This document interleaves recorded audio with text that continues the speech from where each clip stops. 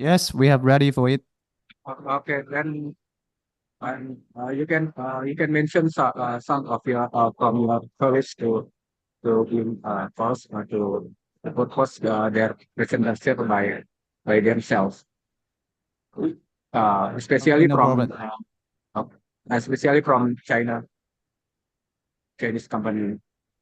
这个正好拖到你那个下巴那个下面，不是你往前，我看有点这个放前面，他那个脸要觉得可以，出来，觉得可以前面放。两个下巴正好那个很奇怪。Hello, hello. Hello, Okay. hello, So I Mr. just Chen. yes, yes. Hello. I just try to try and if the gear is okay. Okay. Yeah, This sorry, is Chen we from the still have to Central. wait. Yeah. I heard.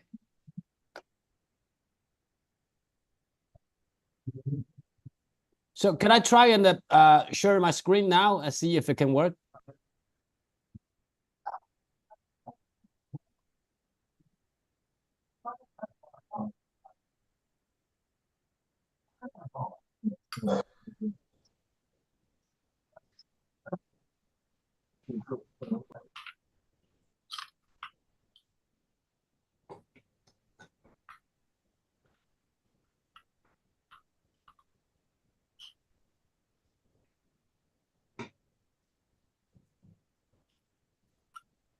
Yeah, I might.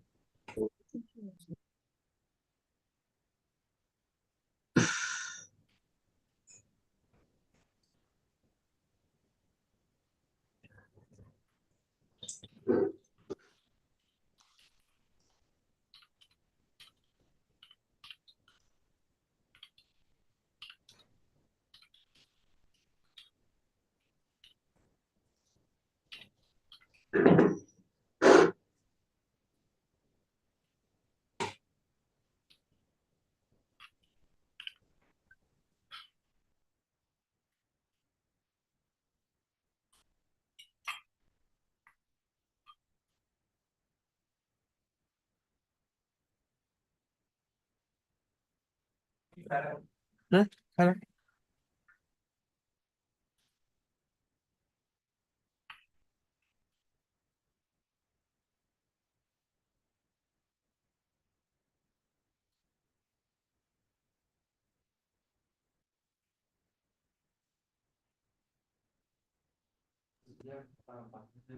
Hello, Tender, are you here? We need help for the technical problem. Okay. What can? Yeah, could you please give us the control to Okay. the meeting? Yeah. We would like to be the co-organizer.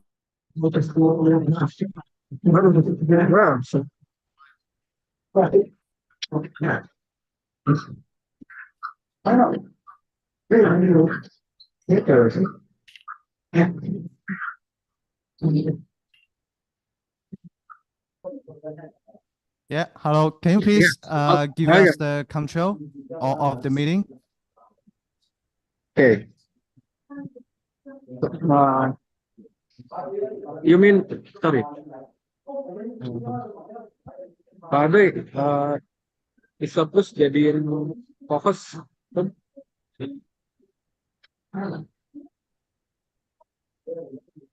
Sudah Mas Adit, sudah. Sudah ya? Sudah. Okay, Mr. Bruce, you already as a co-host, so you can arrange by yourself. Okay, thank you. We'll try. Okay. Thank you. Okay. So welcome.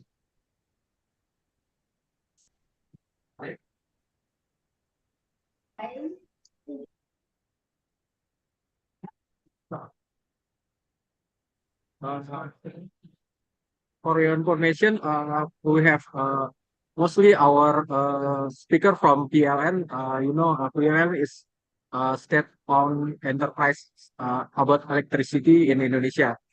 PLN, the holding PLN also the holding one and also the subsidiary.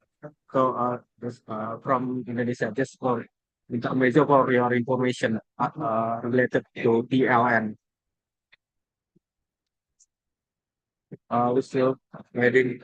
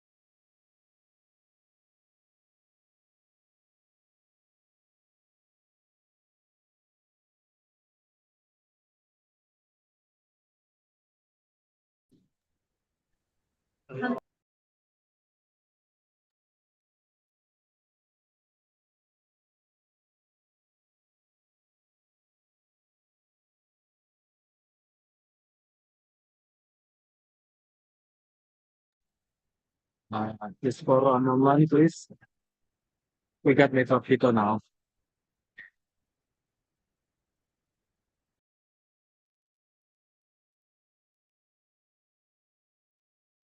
Hello, friends from Tender. May I know, is Paquito ready now?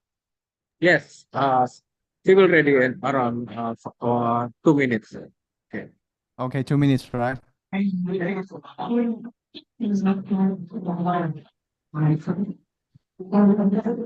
Hello, moderator. Please give me permission. I need to send the message in a chat box. I need to do speaker translation. Give me permission. I'm Liang Li.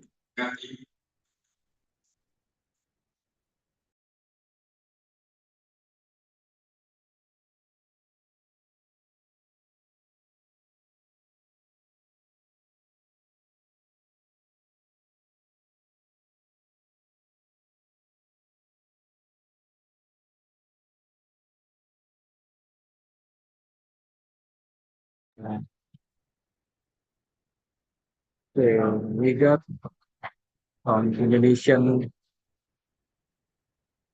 Yes.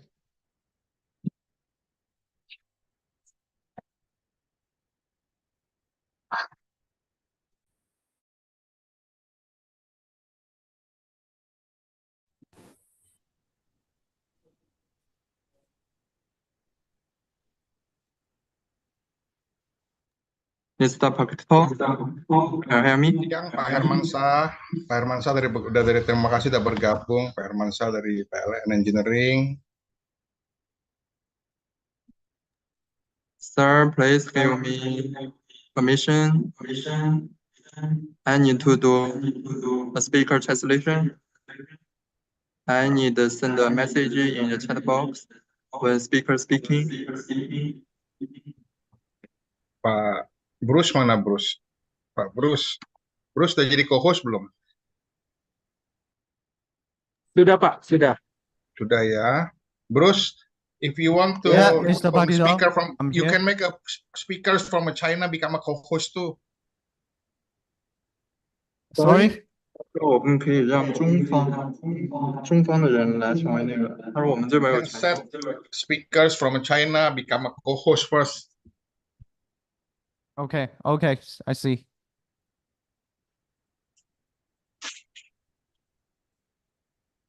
Can we start now? Kamu di mute aja ya.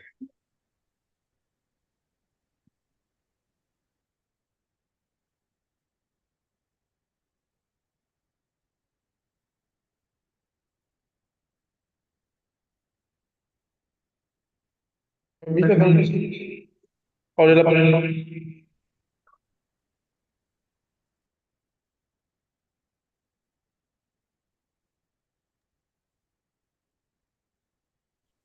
Everybody listen to my voice, dear one.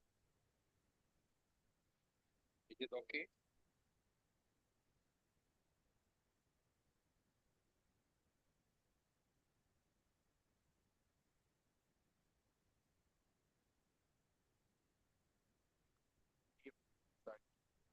Kedengeran nggak saudara?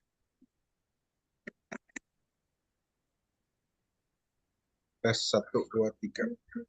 Kedengeran? Bagus ya, kelas.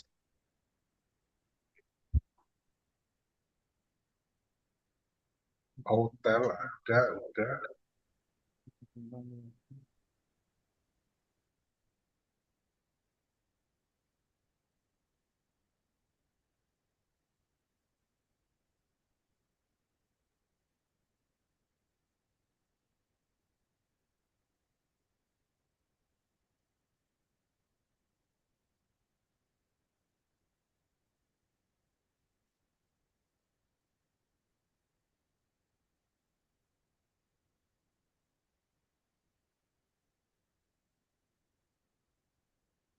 Dewa ada.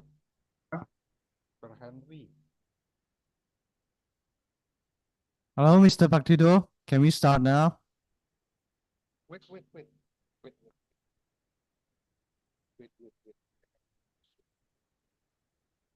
Hello, Mr. Partido, are you here? Suara saya nggak ya? Can you listen to my voice, Bruce? Bruce?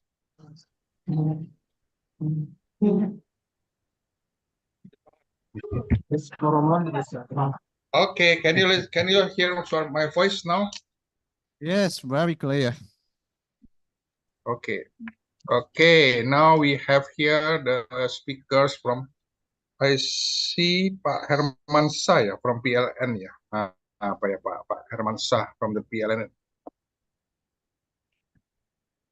Pak Herman Shah, sehat Iya, selalu Pak. Terima kasih, Pak. Iya. Nanti Pak Herman Shah yang paparan ya. Betul, Pak. Oh ya, thank you Pak. Bruce, Pak Herman Shah is from the subsidiary of the PLN, the state-owned company called the PLN Engineering. One of the assignment to PLN Engineering is to set the ecosystem, basically to spread all the charging station across the nation based on the utilization of the electricity pool, Pak ya. Electricity pool ya Pak Herman saya. Ya, Pak. So we are waiting. that's awesome. Later on, we will listen to Pak Herman Shah share about what is the technology, what is the target, what is the challenging, what is the planning, what etc. lah. Pak Herman Shah will share with us because PLN Engineering is E is for the engineering, PLN is the Prima Layanan Nusantara ya, something like the perusahaan listrik negara, state-owned electricity company lah. We still waiting for the PLN also, the state-owned company holding to join also because the PLN is state-owned company who represent the government will deliver the keynote for us. Okay. And also another subsidiary called that Icon Plus also joining with some assignment too, but not not the same with the PLN Engineering. So these three companies, PLN state-owned as the holding, PLN Engineering as a subsidiary, and Icon Plus as a subsidiary, they share the task lah. They share the task, they share the duty, they share anything related to the target. Icon Plus is joined. Okay, Icon Plus is joined. Because we usually work here at 2 o'clock, Bruce. Now still one something. Yeah, I understand. Yeah, so let's just wait 10 more minutes, all right?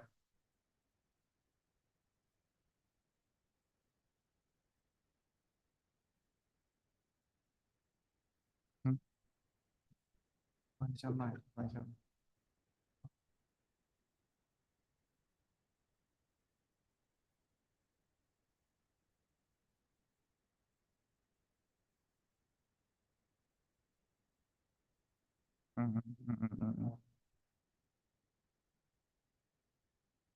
哦，那能不能你登，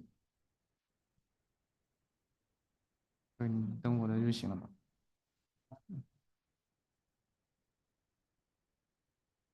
但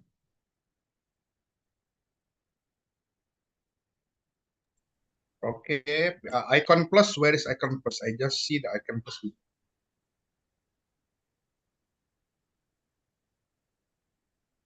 Where is the Icon Plus? Halo Pak, selamat siang. Bu Azuri ya? Saya laki-laki Pak, Mas Azur aja. Mas Azura. Mas Azuri?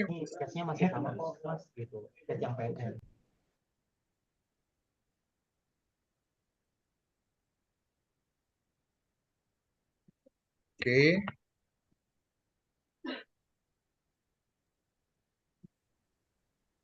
Moderator, please give Mas Azuri ya? Bruce, Mr. Azuri. Bruce, Yeah. Mr. Azuri from Icon Plus already joined right now. Yeah. Yeah. So Mr. Azuri also will share with So, us.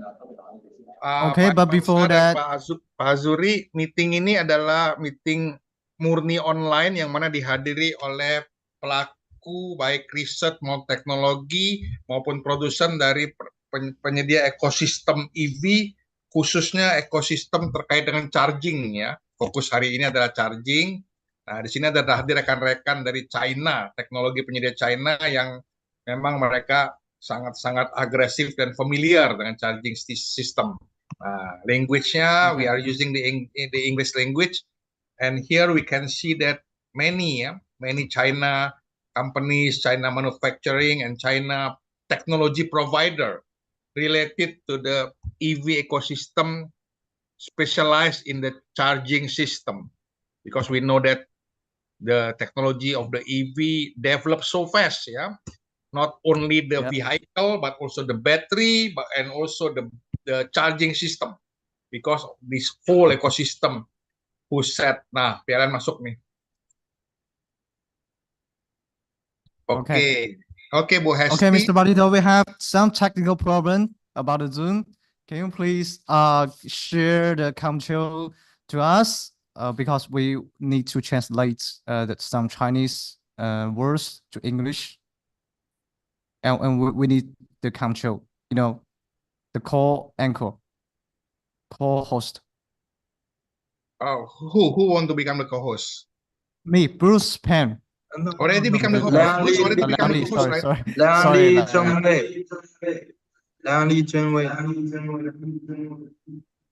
Bruce already become the co-host.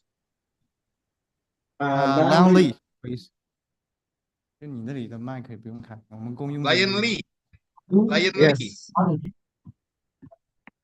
LYON. And now Pak Eli ya. Pak Eli join ya. Pak Eli. Yeah. Pak Eli from the Voltron already joined. Mr. Eli from Voltron also already joined. Bu Hesti already joined.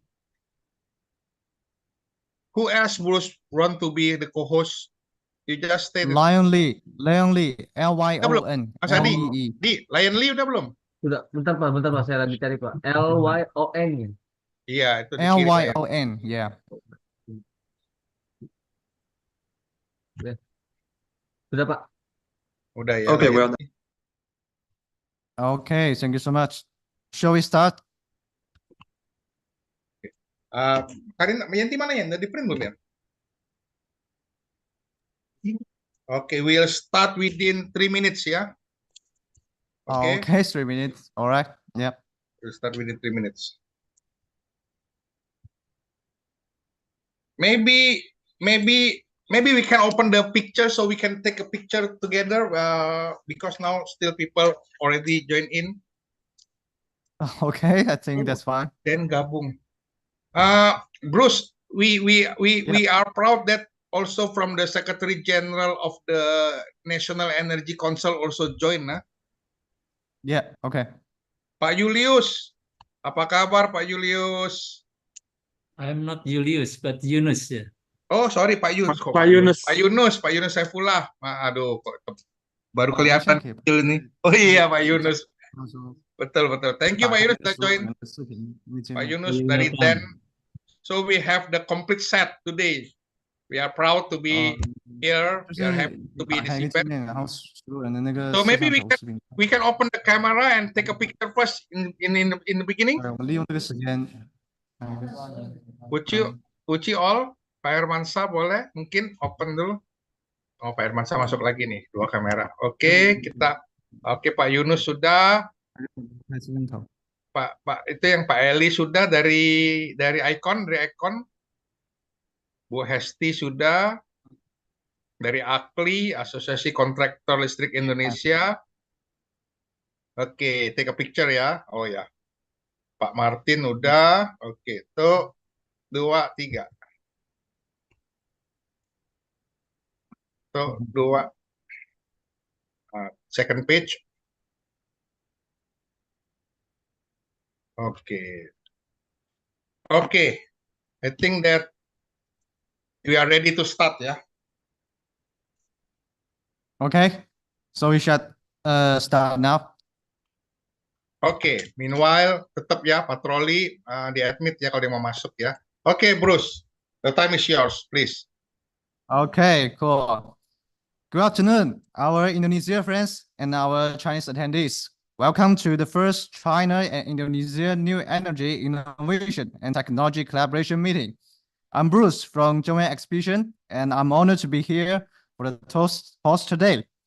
Thank you all for being here. As we know, Indonesia is the largest economy in Southeast Asia, and Indonesia's new energy industry has significant growth in recent years. Meanwhile, for China, with the world's top 1 exporter of EV last year, Chinese EV charging has also developed rapidly into an industry with advanced technology, major industrial chain, and cost-effective product.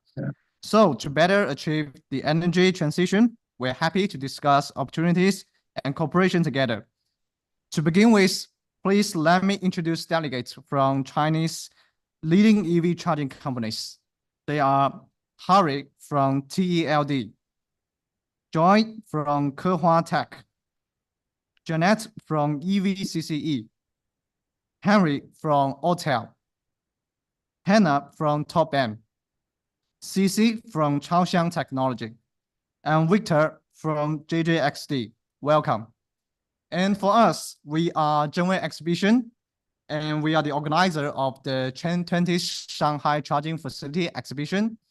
I'm Bruce, of the International Project Manager of EVSE, and Mr. Yongyu, the General Manager of EVSE, Mrs. Zhou, Secretary General of Guangdong Charging Infrastructure Association, Yang Sun, Sales Director of EVSE, Jun, Marketing Director of Zhongwei Exhibition, and also Leon, Project Manager of EVSE.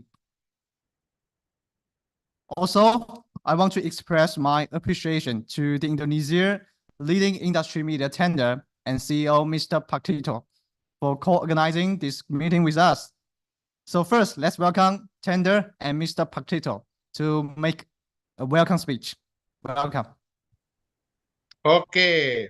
Good morning, everybody. We hope that all are in a good health condition. Yeah. Okay. Then I just want to welcome all of you, and this is happening because of supporting all of you. Yeah. Because of the China partners there under Chunwei and also Indonesian part with the PLN group, with the private sectors who deals with the EV like Pak Eli and Fortron to share with us, and also of course for the government in this case is the National Energy Council. Yeah, Pak Yunus is here who set the rule and regulation. Yeah, under regulation to have the target to have everything. Yeah, so we can move on to reach our to develop our business, to develop the opportunity.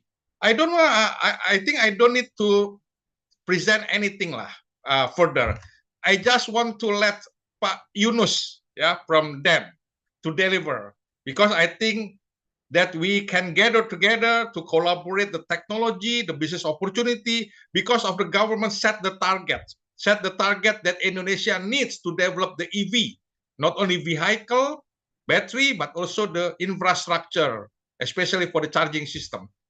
Pak Yunus, please share with us, Pak, maybe what is the target of the government, maybe the numbers of the vehicle, maybe the numbers of the infrastructure, the incentive, whatever. Okay, Pak Yunus, please.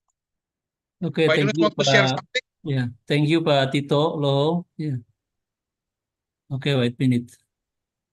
Pak Yunus mau present something. Adi, jadiin co-host dulu Pak Yunus, Di. Sudah, Pak. Sudah, Pak. Belum dikasih akses ini, Pak. Adi, udah belum, Di? Ke siapa Pak Yunus? Pak Yunus atau ke siapa? Di sini ada Hah? Biro SCKS. Biro SCKS ada kan? Biro SCKS. Oh, biro itu. SCKS. Tolong dikasih. Udah? Sudah, Pak. Sudah, silakan.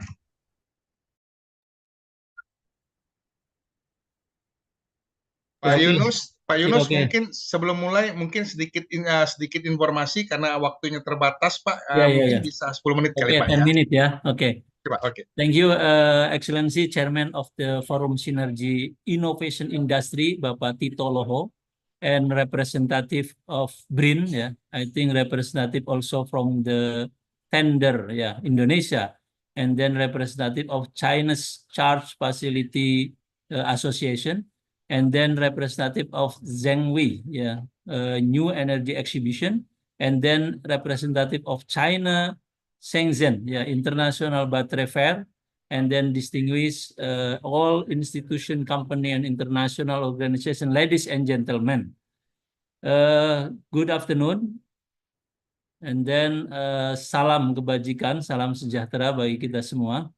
First all, let us praise good and almighty, and due to his blessing and the grace. Yeah, it has the great pleasure and honor to speak and deliver keynote speech and this excellent event. I'm sincerely hope that we can have the enlightening discussion with a focus in Indonesia electric vehicle ecosystem outlook.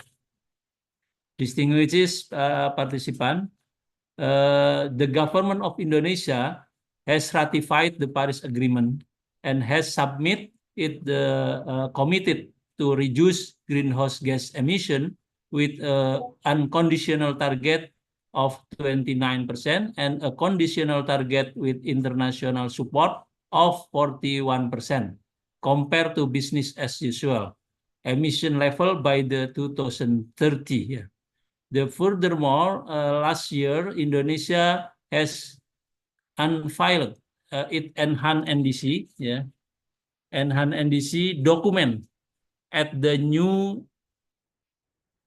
update NDC, yeah, enhanced NDC under the Paris Agreement with the increase the country of 2030 emission reduction target to 30% and then unconditional target the 40.2% for conditional ones. Yeah. In order to achieve Paris Agreement, Indonesia plan revise national energy policy and continue with national energy general plan, and national energy policy will be revised that focus on reduce energy intensity, maximize the transfer of the use of the final fossil energy to electrical energy, and then optimize the use of the domestic energy resource to minimize import and energy conservation on the user side. Indonesia also has commitment to achieve net zero emission in 2060. So we are preparing the roadmap of Indonesia energy transition toward net zero emission strategy that the focus on reduce fossil fuel energy utilization and increase the new and renewable energy utilization with the implementation of low carbon technology. One of the strategy to reduce fossil fuel is increase electricity consumption in all sector.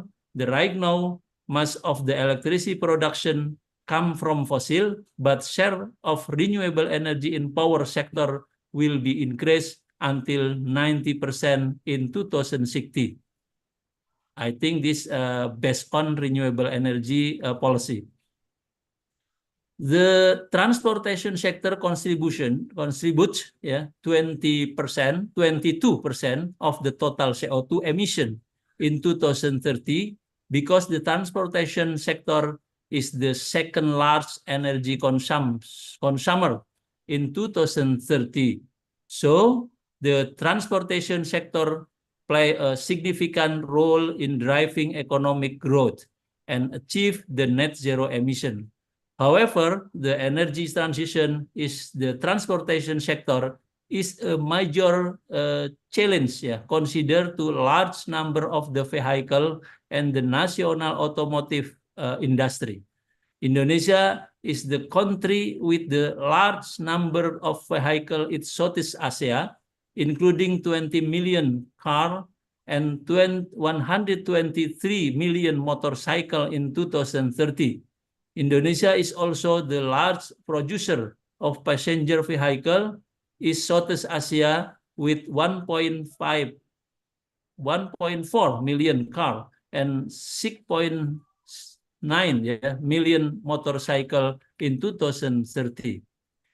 In order to achieve energy transition is transportation sector, National Energy Council has developed National Energy Grand Strategy, the name of GSEN, we set the target of the 2 million electric car and 13 million electric motorcycle by 2030 with the 10 years tax exemption incentive.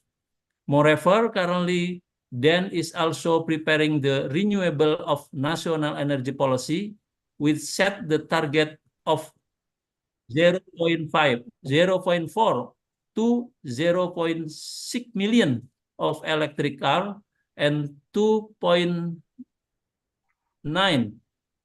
to 3.9 billion of the electricity motorcycle by in 2030, and 24 and 25 million of electric car and 165 to 171 million of electric motor vehicle by 2060. On the other hand, the Directorate of General of Land Transportation reported that there to 20,000 unit of electricity car and 132,000 unit of the electricity motor car, motorcycle by 2030. Sorry. Okay. One of the year hand, the Directorate of General Land Transportation reported that there the 27,000 unit of electric car and 132,000 unit of electric motorcycle recorded by July 2025. The ambition target will only be achieved through collaboration from the all stakeholder. Government is the responsible in create regulation that support the growth of electric vehicle ecosystem and ensure alignment between central and regional government. While business entire need the support of the implementation in according with the roadmap of the provision. Yeah. Distinguished participant, it our fervent hope that this meeting will come up with an essential outcome in the form of the conclusion that provide the best possible way to support Indonesia in achieve net zero emission in 2060, especially in developing the ecosystem of electric vehicle in Indonesia through China collaboration. Therefore, hope that we all will actively and dynamically participate in charging and exchanging information. It hope will pave the way to have expected output that is desired by all of us. Yeah. Thank you very much for your kind attention. Thank you, Pak Yunus. We can give applause to Pak Yunus for the sharing information. Yeah, very, very nice one information, because Pak Yunus, National Energy Council, is the one who set the target for all the sectors then following to reach the target that set by the government. Yeah, we know that the National Energy Council is led by the President of Republic Indonesia himself. Yeah. Okay, we also welcome Dr. Puji Untoro, the advisor of the Forum Sinergi Inovasi Industri from BRIN, already joined already. Thank you. Then, okay, please, Bruce, it's come to you then. Okay, thank you very much, Tender and DN. And first, I would like to introduce ourselves briefly.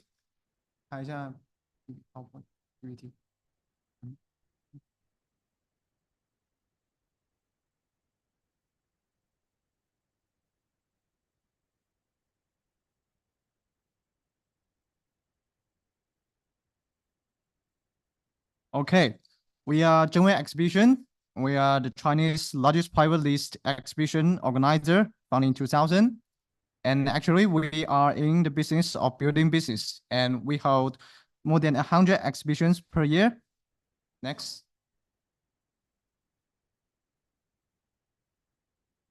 No, 不是，上一页，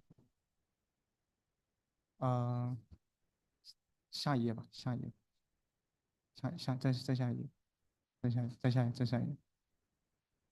Yeah. And we are mainly doing the new energy, oil, agriculture, mining, chemical equipment, intelligent manufacturing, and marine industry. Especially for our Shanghai New Energy Exhibition, shortly as EVSE. It has been held for 8 years, and we will have the 20th EVSE on 19th, 21st November in Shanghai National Convention and Exhibition Center. The 20th EVSE will mainly exhibit charging piles, photovoltaics, energy storage, and so on, with exhibiting area of 30,000 square meters and 500 exhibitors and 60,000 visitors. Next.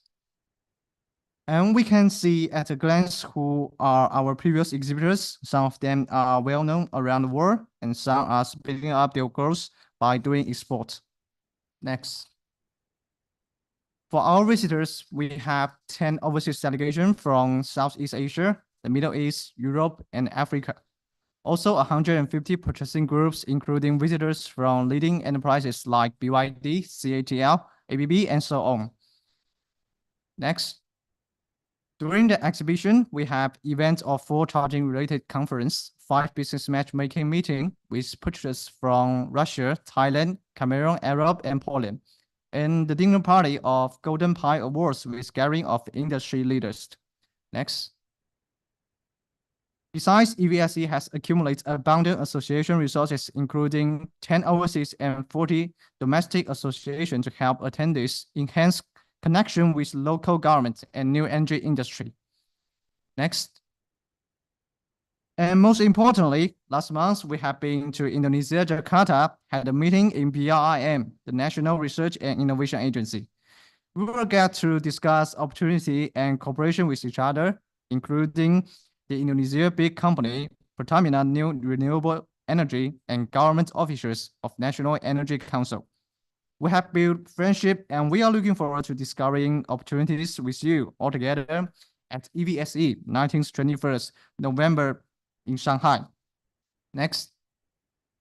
And thank you for listening of this short introduction of our company and exhibition. If you'd like to know more about EVSE, please follow our official account or add the official WhatsApp. And next, let's welcome our general manager of EVSE to make a welcome speech. Welcome. 这种放到第2页，对不对？前面的第2页。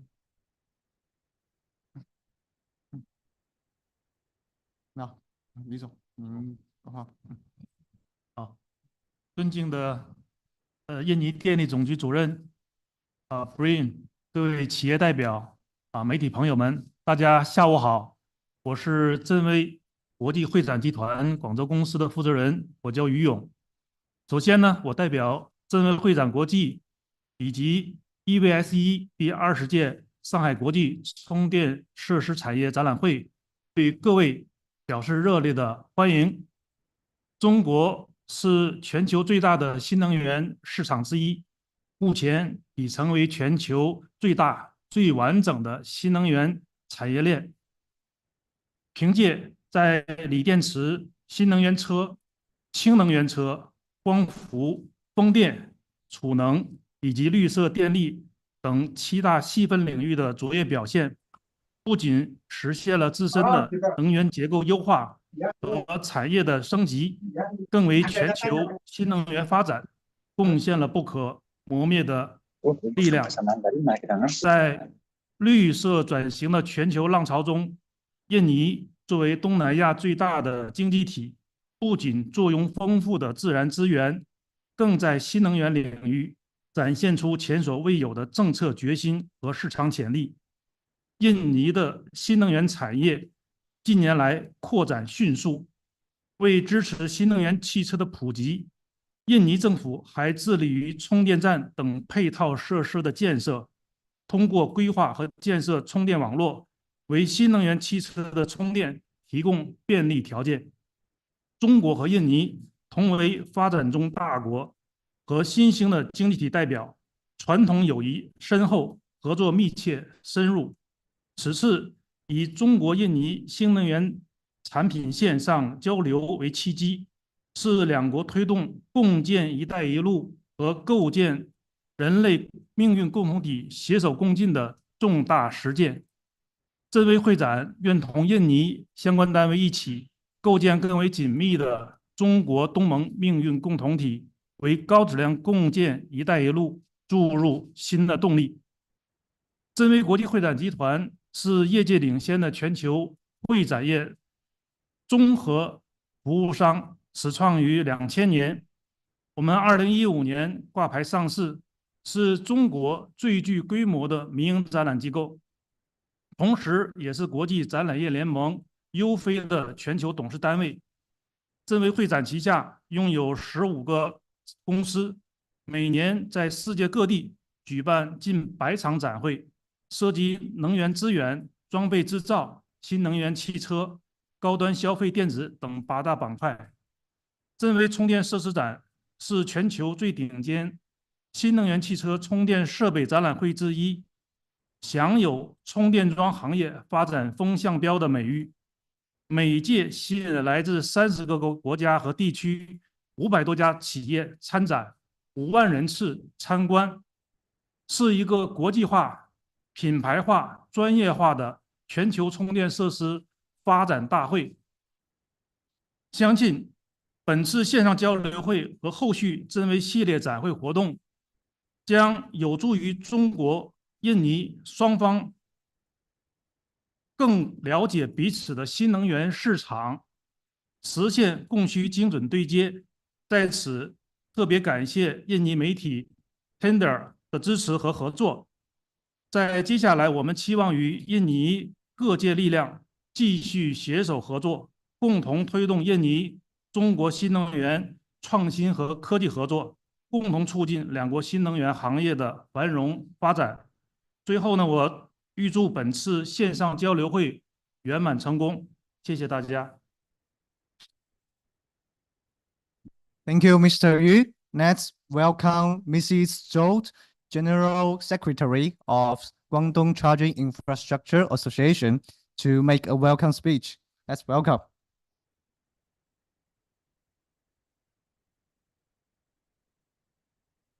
尊敬的各位领导、各位来宾，大家下午好。我是广东省充电设施协会副会长兼秘书长周亚兰，很荣幸应邀参加中国印尼新能源产品线上交流会。我代表广东省充电设施协会对本次活动的成功举办表示热烈的祝贺。新能源产业为21世纪最具有活力和潜力的战略性新兴产业之一。近年来，在全球范围内发展迅速，增长势头强劲，已成为驱动经济发展的核心引擎。中国作为世界新能源强国，凭借着深厚的技术积累和持续的创新实力，在光伏、储能、新能源汽车、充电设施等方面已经展现出强大的市场潜力，必将在国际舞台上大放异彩。然而，要让先进的产品和技术走出国门，走向世界，我们需要一个国际性的信息共享和交流平台。本次线上活动就是为让中国、印尼两国的新能源行业搭建一个综合性的互动交流服务平台，通过分享技术和产品，探讨政策和策略，解决信息偏差和缺失的难题，促进双方合作，共同推动新能源行业的繁荣发展。我们期待通过本次活动，不仅能提升中印两国的新能源及充电桩产品和技术的国际竞争力，帮助两国企业实现相互出海的目标，同时希望能促进我国先进的技术和产品在印尼新能源领域的广泛应用，助力两国新能源及充电设施产业腾飞。广东省充电设施协会一直致力于推动行业技术进步和产业创新升级，促进政产学研及企业间的交流合作。我们深信，只要大家共同努力，能够实现中印两国企业在产品和技术出海的道路上事半功倍，开创两国企业创新发展、互惠共赢的新篇章。我代表广东省充电设施协会衷心的祝愿全体代表和嘉宾能够借此机会，通过分享交流，建立合作通道，大家带着期望来，满载收获归。最后，预祝本次活动取得圆满成功，谢谢大家。Thank you, Mrs. Zhou. Okay, let's move on. Now, our first Chinese charging infrastructure and charging facility company, TELD. Please give us a speech. Welcome. Yeah, I want to share my screen. Can you please give my authorization?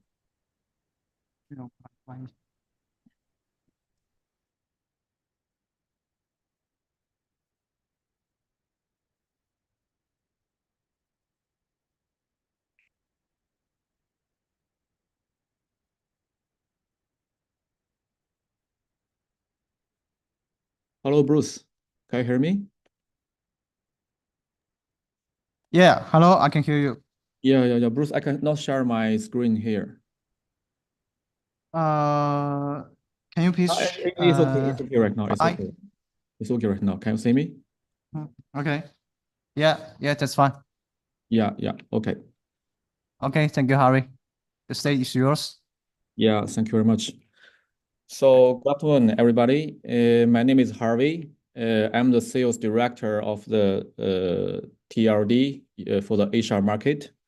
So today I want to share some experience that for the EV charging, that what we are thinking and what we have done in the Chinese market. So before that, first of all, let me introduce about the TRD.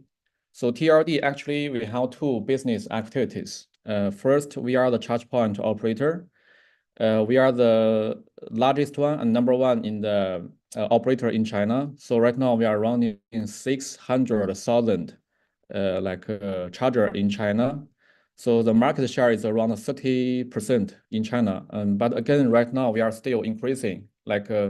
Every month, 20,000 charger. We are building the new charging stations. And also for the accumulated charging capacity, till to now we are charging around 32.5 billion kilowatt hour. So the market share for the electricity is 42% market share in China. So every day right now for us for the charging, right now for TLD, every day we are charging around 36 million kilowatt hour in Chinese market. And also we have the largest user in China. We have around 26 million users, which capture around 99% users, which they are using the TLD charging service.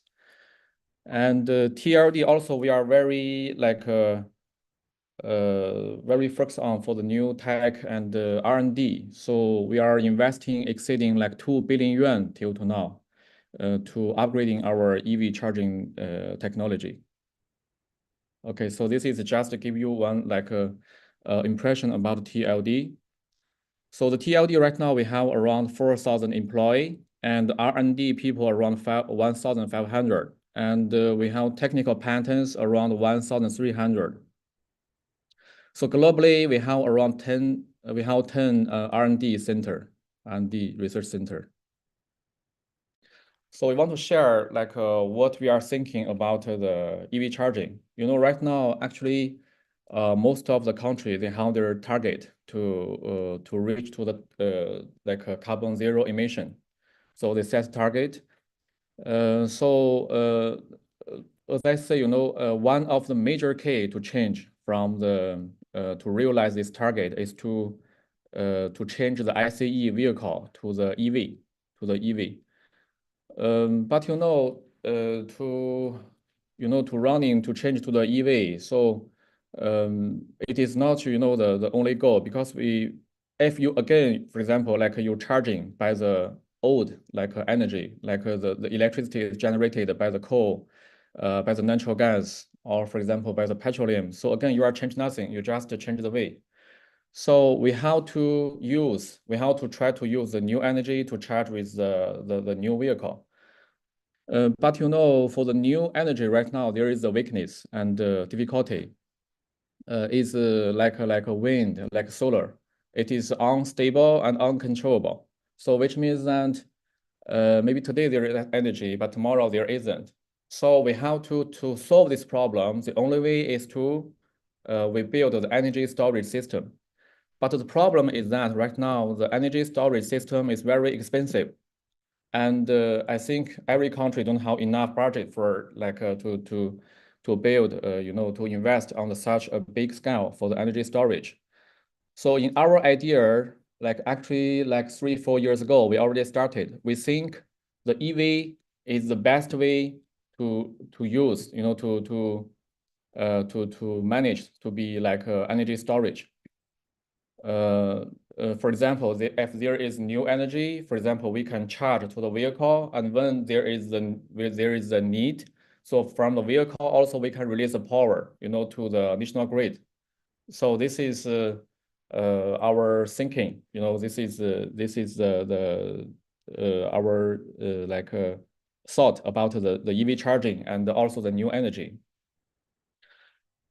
So this is the data, like 2030. This is the data is from the Chinese government. So by the 2030, there will be around 100 million EV.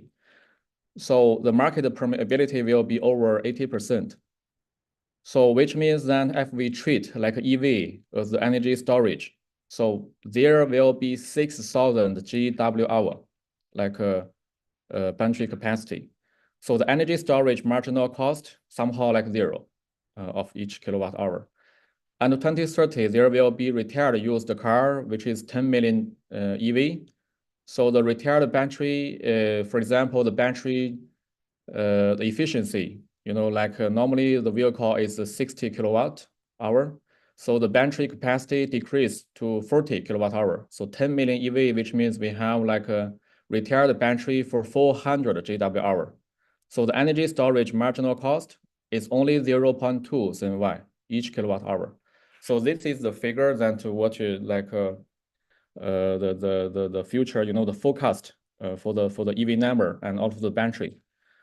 So we can make this EV battery and retired battery as energy storage and keep the balance for the EV charging and also the national grid. So we are not only talking. Actually, 3-4 years ago, we have cooperating with many Chinese car manufacturers. We buy the second-hand battery and we make the cascade energy storage system like this. So this is one of the model. If you come to our headquarters, you can see the real operation there. This is the energy storage made by second-hand battery. So for the EV charging, in our idea, because the EV charging right now, because I always like traveling, I visited many countries. So most of the country or the customer, they are only for the charger, found a charger and start charging. Right now, if you have like a 10,000 EV or for example, 20,000 EV, it's fine. But if there is a large scale and a large amount, so because their charging is random, the EV charging is random and also the disordered. So it may cause a big risk for the national grid because it's uncontrollable and also the unstable. So in our idea, the best way to solve this problem is to build a charging net. So we should not only focusing on the charger. So this is also the TRD, what we are right now doing in China. Actually, we starting this design around 7 to 8 years ago. Actually, we started this concept and implement. So you can see this is our like charging schematic. The left part is traditional like EV charging, like a EV charging like routing.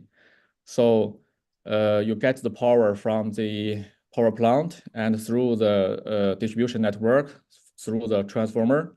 So you go to for the like consuming and also the EV charging. But right now there is a lot of like a green building right now because every country they want to build green building. They put a lot of solar panel on their roof. It is distributed like a star. Actually, it is in every part of the country. So and also so you need like a system like a charging platform, and also we should use the IoT and ICT tech to between this new energy and the random EV charging and also the national grid. In the middle, you need, by the ICT IoT, you need one platform to make the scheduling and the smart charging and keep the national grid balance. So this is like what we are doing right now in China. So this is not what we are only talking. So right now in China, this way is calling the virtual power plant because we are the largest operator. You can see right now we are connecting our charging stations to the 37 like national grid because each province maybe they have their own system like this. So we're connecting like 37 grid and we collecting like more than 7,000 stations. So the total power that we're collecting is 4765 megawatt. So in each province, So you can from the left part, each province we are running to this. So this is the real back end for the water power plant. So like you can see right now, we collecting around 346 stations, and we have 7,003 terminals. I mean the charging terminals, like participate into the national grid electricity scheduling. So this is the real backend. This date you see is 2024, is July 17. Okay, so the next I will share that how TLD, how we running the charging station. Give you some example. For example, when you do want to do the location selection. So I think right now most of us are blind. We don't know which location is good, which location is bad, because by TLD we have the big data. So within the every 3 kilometer, we will know how many stations are there and how many populations are there. We have 8 indicators. So we give the evaluation and we make the electricity thermal analysis. So we will find the best one. And also for the price. So also for the TLD, we have the big data. So based on the history of the charging and the electrical vehicle quantity. So the system will automatically recommend you which price is better. So during a day, maybe the charging price maybe change several times. So this is the charging band for TLD in Beijing. So the blue one is finished, is under operation, and the pink one is under construction. So to build a smart charging station, also you need a smart electricity equipment.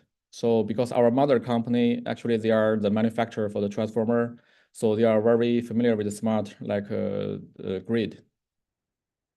And we have the full series equipment from the 7, 11, 22 till to 60, 80, 120, 160.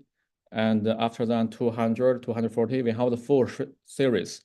Even some gathering charging, pantograph, especially for the bus, charging robot, especially for the heavy vehicle, especially for the mineral or the port. So normally it is more than 1 megawatt charging.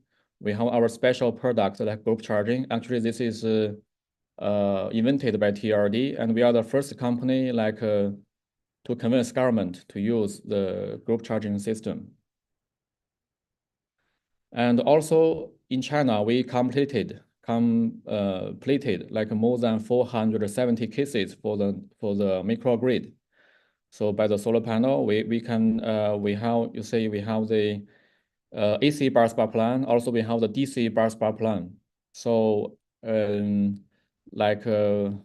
all of the products that is designed, the system is designed and manufactured by the TLD.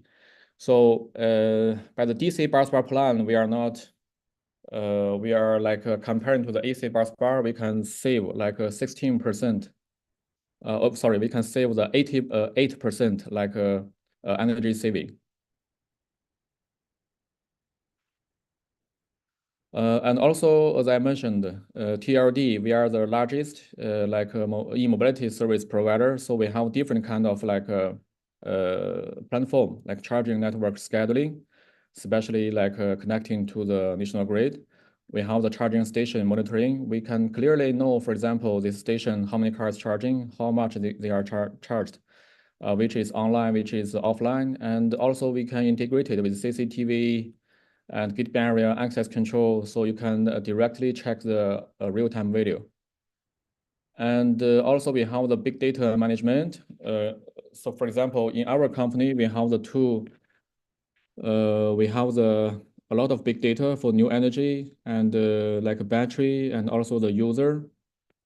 So this is for the future. We think the EV charging will like EV charging will have the will transfer to the next step. The big data is one of the very important part. And also we have the charging network like security. So you see right now in TLD we have 2-layer protection system. Because we have the 99% user of China, so we know, for example, which car, which brand, how many years running, how about the battery should be like the standard status. So normally if you charge the vehicle, the charger connecting to the vehicle, our system will check CMS will connecting to the BMS, read to the battery data first. So everything is okay, then it will pass, the data will pass to our big data layer again. So we will check with the standard status and do the comparing. So if everything is okay, so we will start to charge. So in TRD, we are the operator only to promise that in our like charging station, if any fire happen, we will pay back to you. If you use our stations continuously 2 years, if your battery efficiency lower than 15%, also we will pay back to you. So this is the only company in China we can promise this.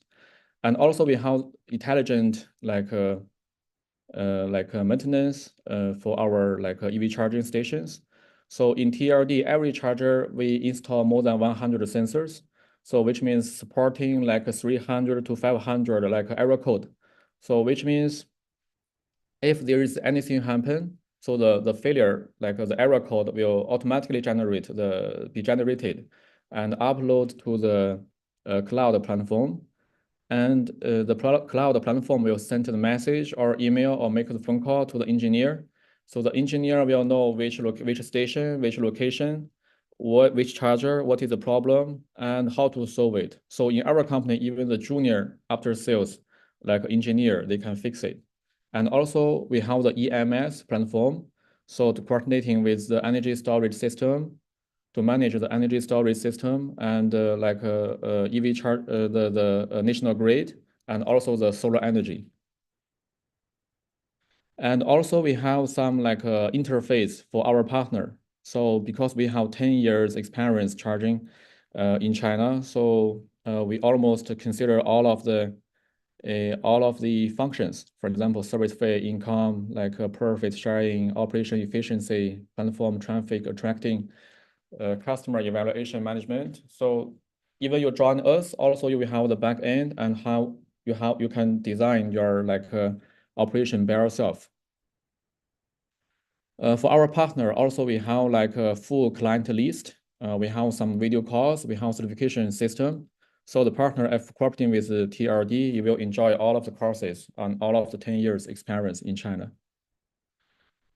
Harvey? Sorry for interruption, Harvey.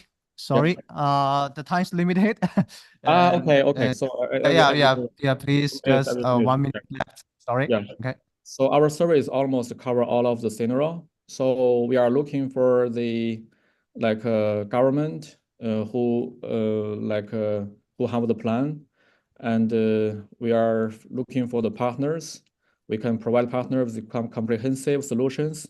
Like also we are looking for the local operator, like with charging operation experience, including the brand building, operating, user management.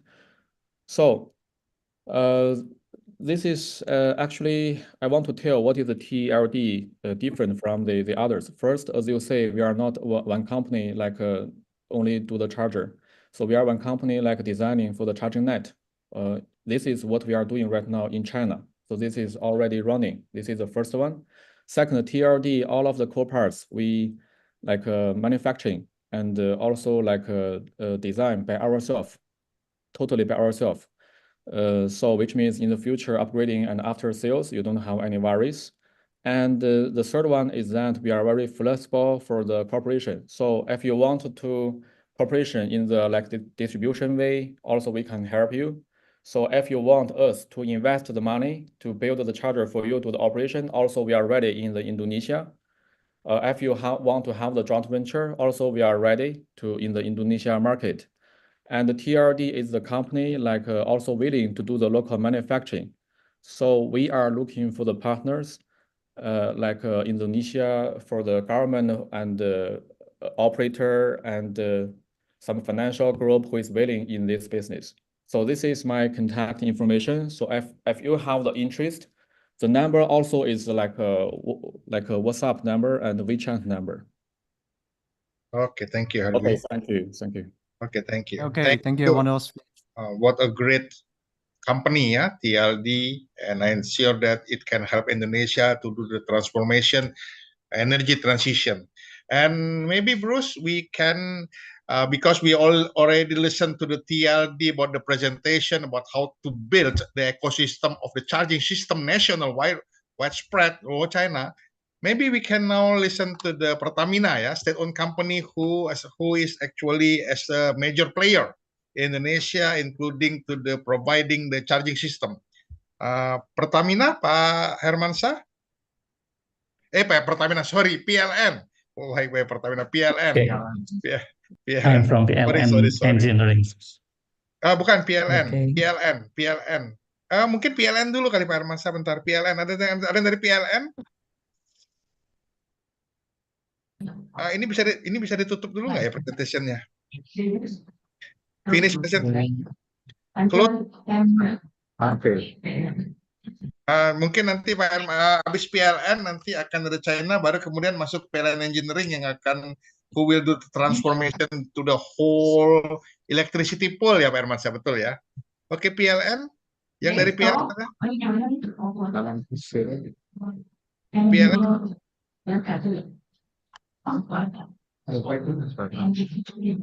PLN ada? Yang dari PLN?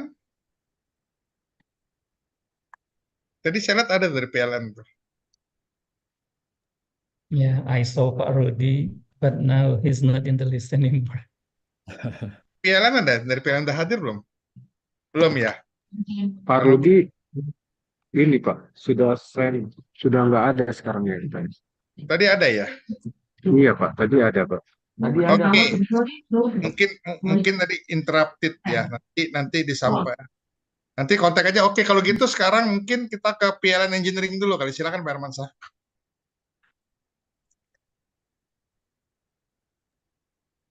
Okay. Bisa share screen, silakan Pak Hermansyah. Okay. Wait a moment.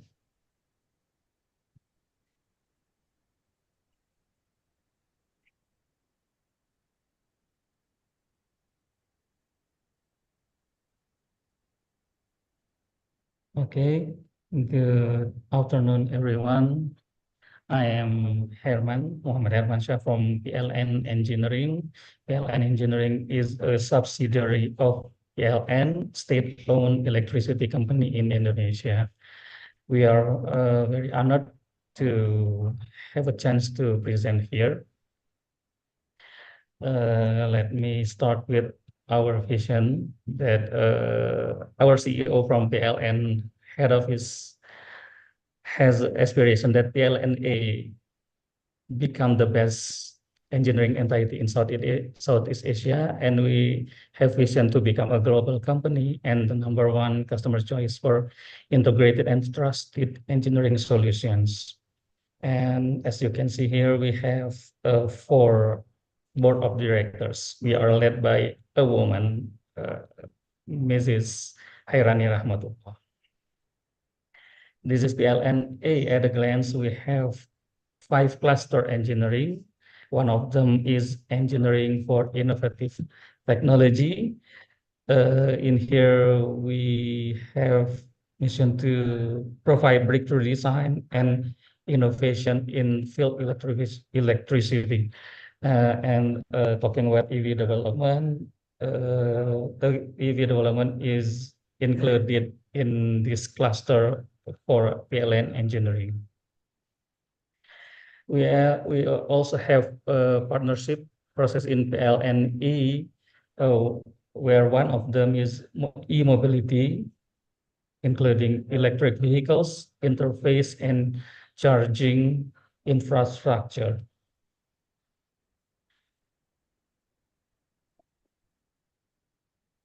And this is our business development journey. One of them is EV ecosystem. Here, we are improving the EV charging capability platform and also EV charging station.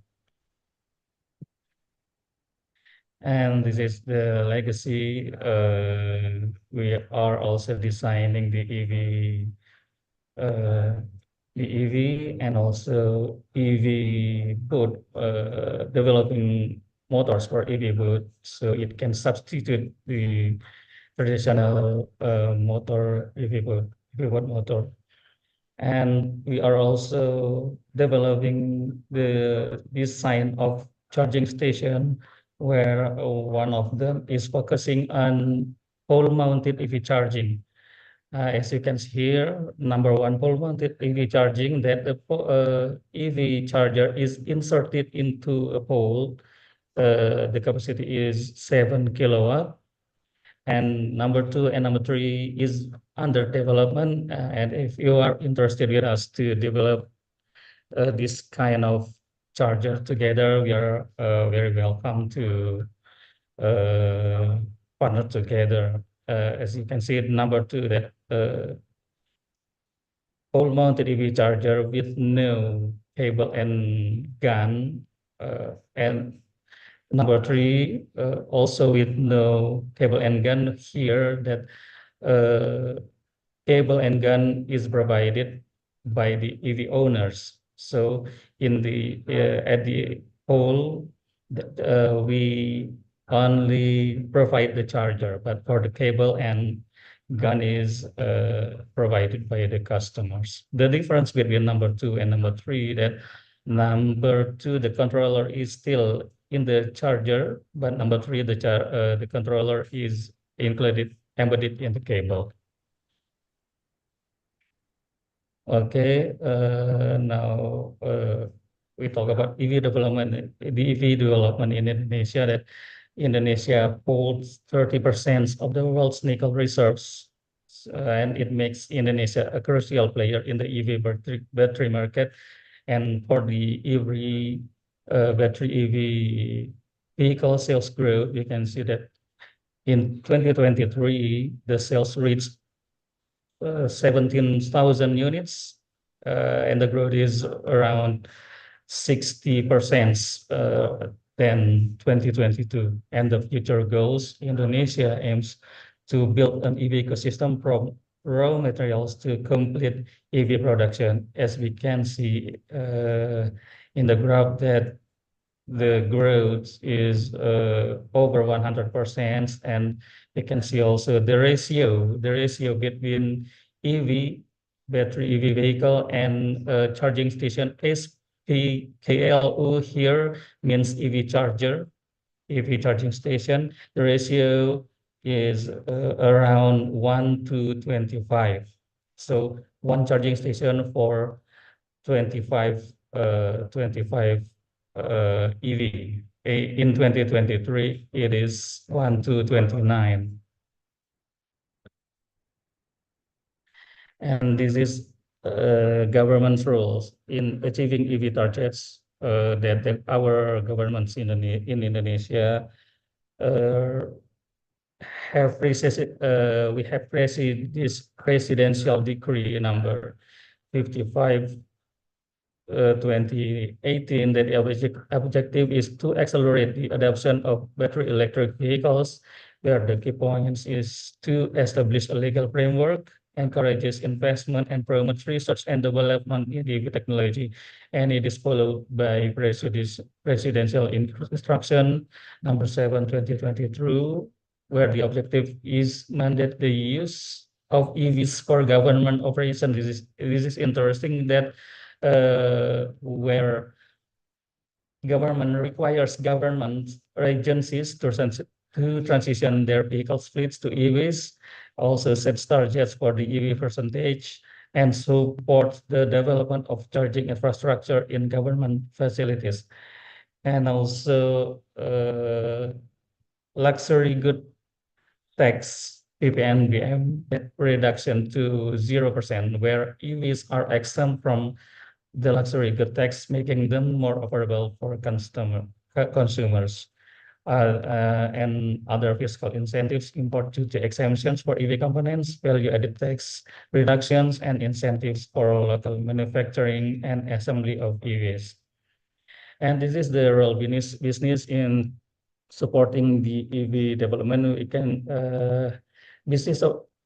first business opportunities that Indonesia as a global hub for nickel and EV battery production, as I mentioned before, then potential for local companies to partner with global automotive manufacturers, and vertical integration opportunities in mining, battery production, EV manufacturing, and charging station infrastructure. We can see in the picture on the left that this is the target of electrification Transjakarta bus in our capital city in Jakarta, that in 2027, it has target that 50% of all the buses has been in EV bus, and in 2023, all the buses are 100% EV bus. And at the right picture, we can see that this is the scheme of the providing charging station providing. There are 4 schemes. Schemes number 1, that the partner, if the partner has the land, then PLN will provide the charger set. So the partner and PLN can partner together, where the platform and the application will use the PLN application. And number 2, that the land and charger set is provided by the landowner. Charging and the scheme number 3, that land and charger set is provided by PLN. And number 4, that charging station is provided by the partner, but the land is provided by other partners. So there are 2 partners here, and PLN will provide the platform and ecosystem. And this is a company that has been partnering with PLN in home, office, apartment, and mall and rest area. There are KFC, McDonald's, and banks, and etc. So the key business contributions, that investments in domestic EV production capacity, collaboration with government initiatives to increase local EV adoption through price reductions and incentives, and lastly, technology transfer from foreign partners, ensuring Indonesia becomes a leader in EV technology. That's the end of our presentation. If you have interested to discuss later and partner with PLNE, you can reach us in the email of busdev@plne.co.id. Thank you, Mr. Loho and everyone.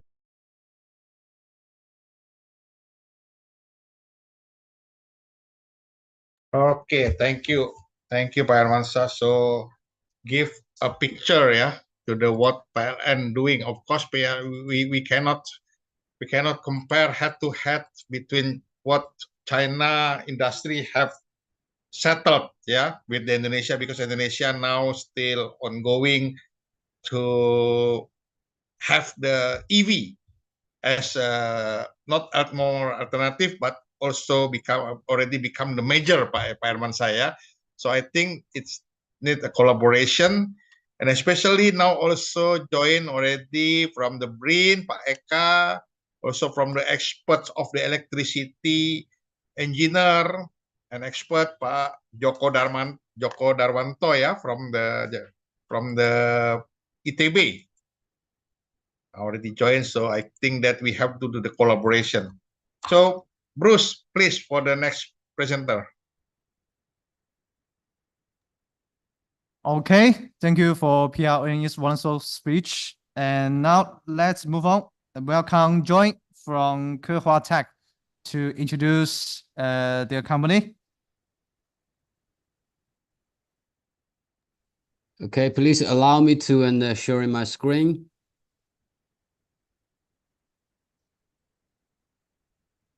Okay. Okay, you can see my screen. Yes, all good. Okay. So good afternoon, everyone.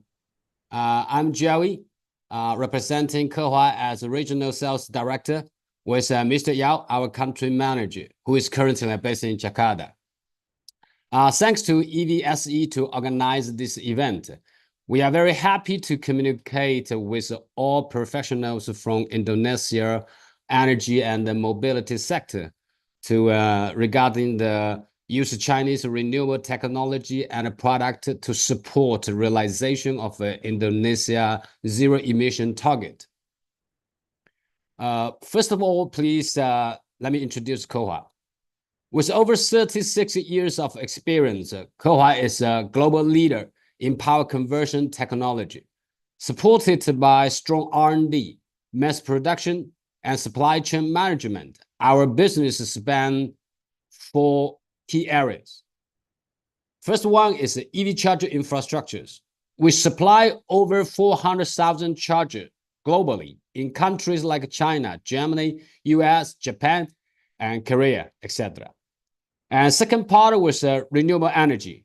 We've deployed over 46 gigawatt of solar inverter and 15 gigawatt, 8 gigawatt hours of energy storage system worldwide.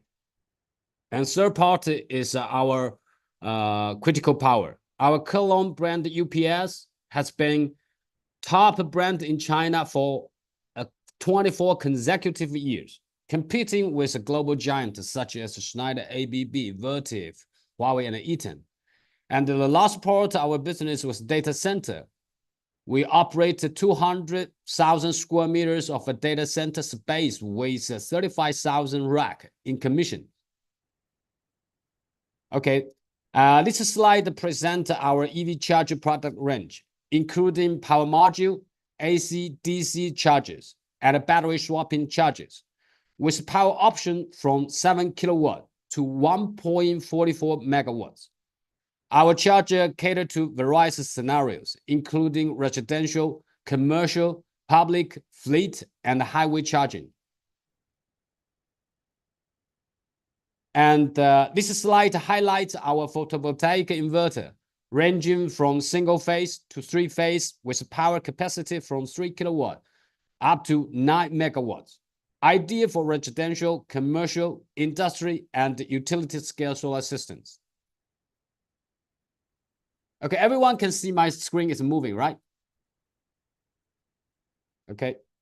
So this slide showcase our energy storage inverter, including PCS and a bidirectional inverter, along with lithium-ion battery system and accessories, designed to meet the energy storage need across great commercial, industry, and residential sectors. And this is slide and highlight our UPS product series, featuring online double conversion system with power capacity from 1 kVA up to 1.6 megavA, tailored to meet the complex power quality demand of commercial and industry sectors.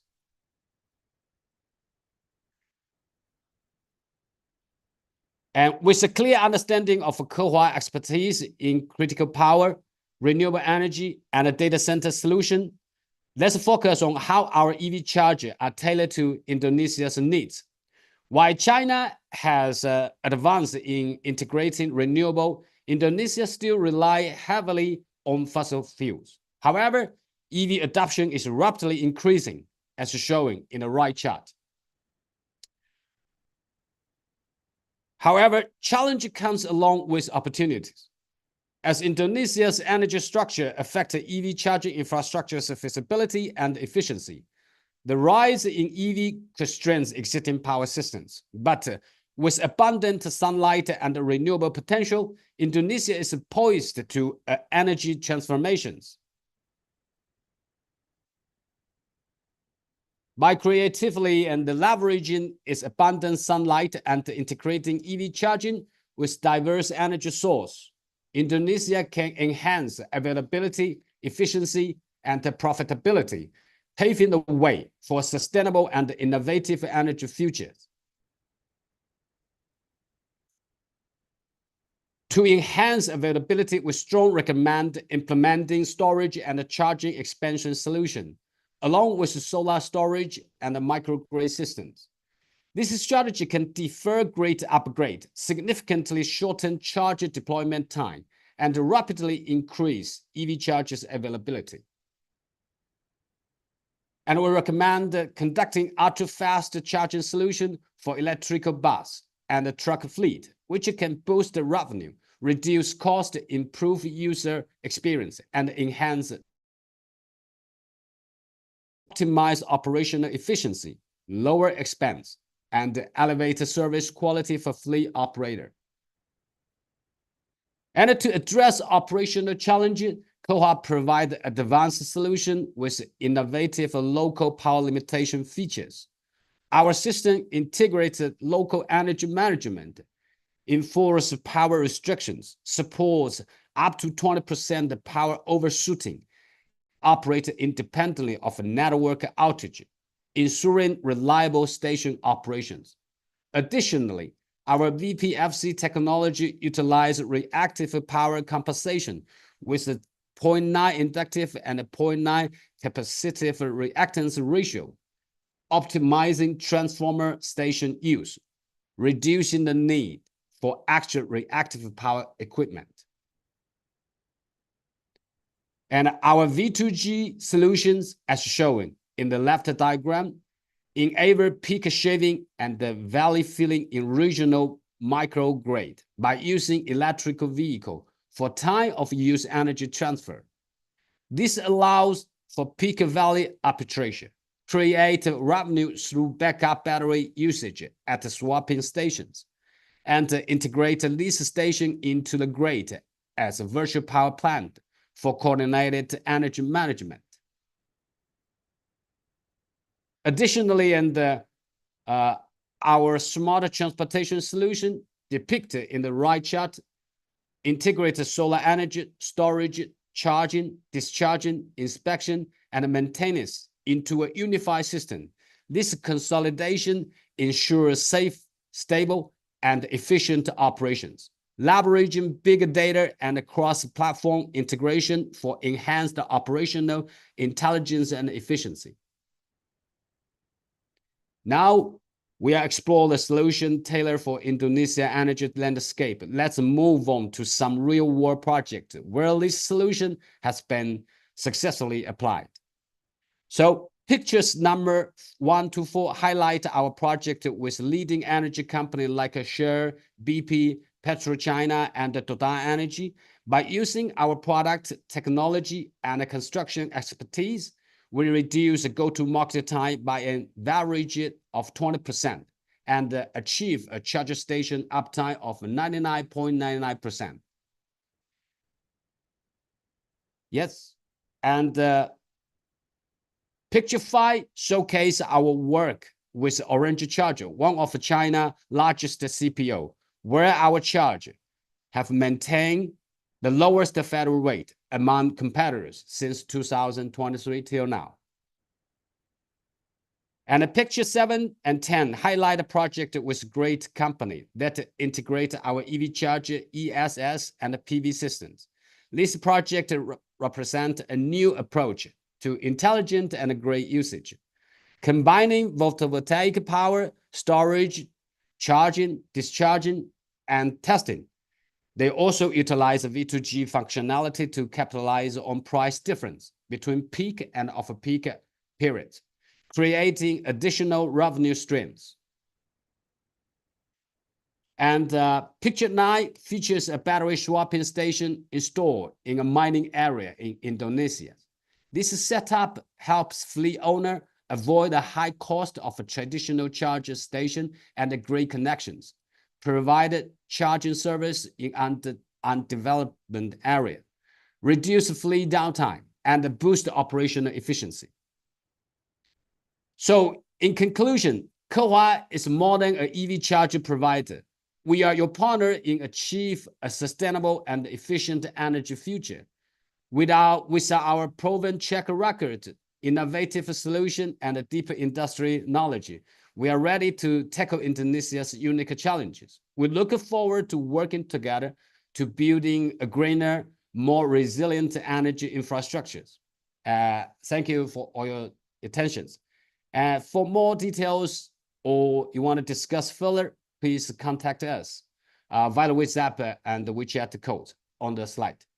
We are here to help and look forward to continue the conversation. Thank you. Thank you. Thank you, Kohwa. Can we close the presentation first? Yes. Okay, we have listened to the Kohwa and the TLD. Now maybe Pak Hermansyah still here, Pak? Pak Herman? Pak Herman? From the PLNE? Yeah. Pak Hermansyah? Maybe, okay, if I just want to, how Bruce, we move to the next speaker first. Okay, but before the next speaker, we would like to have a question and answer session for communication with each other. So I would like to know, is there any questions for PLNE to our two speakers from TLD and Kehua? Or maybe or maybe a question from PLNE? Yeah.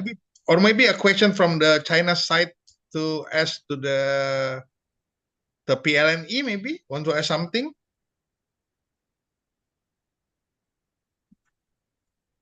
Maybe from TLD or from the Kehua want to ask something information about PLNE. Yeah. If no question, then I would like to ask a small question. Yeah, because now, as we know, the number of EV charge is small in Indonesia. As I know, it's like only 1,000, like about 1,000. So we would like to know how Indonesia is accelerating the construction of charging piles. We would like to ask PLNE for this question. Or maybe we can ask the Bu Hesti from PLN, ya, Bu Hesti. Ibu Hesti from PLN or PLNE? PLNE and PLN is also okay. Okay, please. We will. Okay. Hello, I'm from PLN Icon Plus. Oh, but ICP Icon Plus. Yeah. Okay. From maybe from PLNE, still anybody here from PLNE? Pak Hermansyah? Yes, sir. Apa ada any plan nggak Pak Hermansyah untuk accelerate maybe? Apa yang butuhkan apa? Apakah teknologi atau gimana? How? What want to accelerate what? Because now the EV owner sometimes feel that not confidence enough because the charging system is still rare. Okay, PLN Holding is now having a plan to spread out the EV chargers, mainly in the main road, all over islands in Indonesia, and is in the tender process. We, PLNE, is now has been developing. One of them is EV charger that I mentioned in my presentation, pole-mounted EV charger. So that can support PLN Holding to tender the process. As I know, this year PLN will build 2,000 EV chargers in Indonesia, maybe mainly in the Java Island, and it will continue also the next year. But next year, I don't remember the numbers. Actually, if there is Pak Rudi from PLN, he can explain more. But I texted him. He is now in the offline another offline meeting. That's my explanation from PLNE, but maybe from PLN I can can also add more explanation about this. Okay, thank you, Pak Hermansyah. Thank you for the information. It's quite a good information. Something about maybe by we develop 2,000 more charging station will give the more confidence. We hope, yeah, to the all EV coming soon owner. EV coming soon owner. Yeah. Thank you very much. That's full of insight. Thank you for your answer. Yes, And now excuse me. let's. Can I Okay. ask a questions for Mr. and Hermansyah? Hello? Yeah. Okay. Please be short, okay. please. Okay, because we know and Indonesia was a country and the archipelago, which means for a lot of islands. So for those in the remote areas without the great connections, how are we going to make this and the charging and realize that? So I mean, considering the Indonesia's and the great conditions, is it possible that then the charger always come with some and the renewable energy source? Is this kind of a case already being applied? So you mean that because of the archipelago, yeah? Because of the archipelago and quite a big country, how to deploy, right? How to deploy the yes. Yeah. Yes, Mr. Tito, you're right. Yeah, that's my I don't know. question. Maybe Pak Hermansyah can give a shot because I heard before Pak Hermansyah will focus on the Java Island first, ya Pak ya, right ya Pak ya. Yeah. Pak Tito boleh tanggapi Pak Tito. Oh ya, Pak Aris. okay. Oh, thank you Pak Aris. Pak Aris is already gabung nih. Pak Aris from the Ministry of the Energy Resources, Directorate General of Electricity. Pak Aris, any idea Pak Aris dari program? So thank you very much. I would like to respond on one question related to what the government tried to do to enhance the services of electricity, especially in the remote area. So you're right. We have more than 17,000 of island in Indonesia, and then the big challenge is how to develop the strong distribution and the transmission line. Yes, so we know that it's impossible to develop in Indonesia on the single super grid like maybe in China or Europe, because this kind of challenge. So what we try to do, so first we develop like a microgrid with the battery system, and then very small system actually. So let's say when we're talking about how to electrify one villages, they only have about 100 or 200 household. So that in this case we develop solar PV less than 100 kilowatt peak based on the battery system also. So this kind of system, micro system that we already have in many area, but yes, we are still have a challenging actually related to the technical aspect. As you know that human capability to maintain the system is a very important important challenging to make it our system more sustainable. So maybe we can deploy more reliable technology, but this kind of challenging we face. And then I would like to also inform some additional information related to activity that Indonesia currently develop, especially in the national level, and then also as a part of the global Indonesia support to the global also related to the climate change issue and then also net zero emission.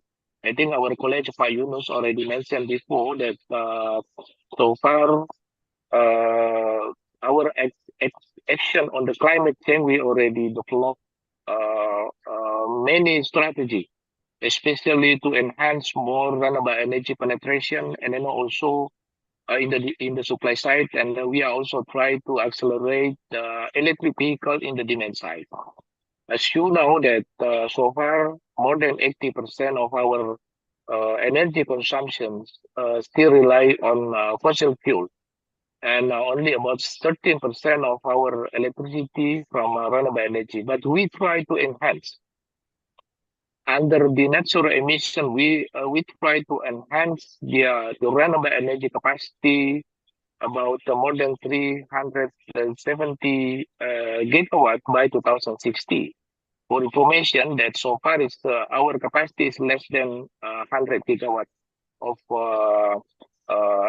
installed capacity for the total of electricity in a national level. So this giving us opportunity to enhance more all of technology that we try to do to achieve our net zero emission, including also in the battery system or storage system. As you know that Indonesia currently in the finalization process to establish new law, namely law on new and renewable energy. Under this draft of law, we are still preparing for the finalization in the parliament.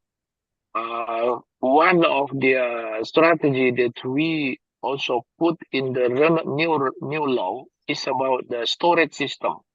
So as you know that I think from the two presentation previously, we really know that yes, we need a storage system to solve some problem in the energy system, especially in the rural area, and then also how to maximize the use of battery system from the electric vehicle. Yeah, we know that this kind of trend, especially for the storage system, will increase for the future, including also in our net zero emission target, as well as we are also will have the impact related to emission reduction. So government really need to provide all of the strong policy to support this kind of strategy. So that, ladies and gentlemen, thank you very much for also giving us opportunity to share information, Pak Tito and our colleague from China. So I think a lot of potential that we already developed in Indonesia, including also one of our activity to accelerate the use of electric vehicle by introducing a motorcycle conversion, so that we compare from the internal combustion motorbike compared to the electric bike. So this kind of activity so far already formally, and then there are regulations to accommodate this kind of strategy. So so far we put this kind of program, a national program, to disseminate the electric car or electric motor, because as you know that Indonesia has more than 130 million of motor car engine, so internal combustion motor car, and then we try to convert about 10% before 2030, before 2030. So that our target is we try to convert about 6 million motorcycle, and then also new motorcycle is about 7 million. So that in 2030 we predicted that we will have about 13 million electric motorcycle, and then about 2.2 million for the electric car. So this is the strategy for our national related to the charging station. Yes, we know that this is very important infrastructure and it still needs to be enhanced. So we hope that also that the PLN as a utility also yes. So we hope that the PLN can also provide more charging station to yeah, to make it the owner of electric vehicle more comfortable with the situation. So thank you very much, Pak Tito.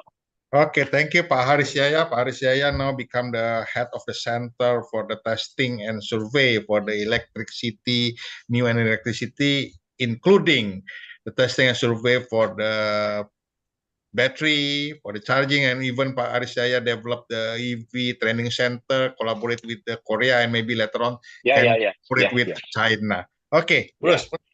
Yeah. Pak Tito, Thank you. excuse me, Pak Tito. Pak Tito. Okay, thank you very much. Sorry, I have to emphasize that the companies will give a presentation. Please be careful about the time limited because the time is 10 minutes limited. So pay attention to it.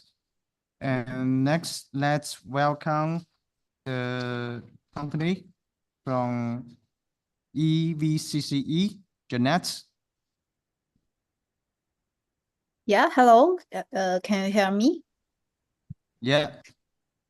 Okay, let me share my PowerPoint.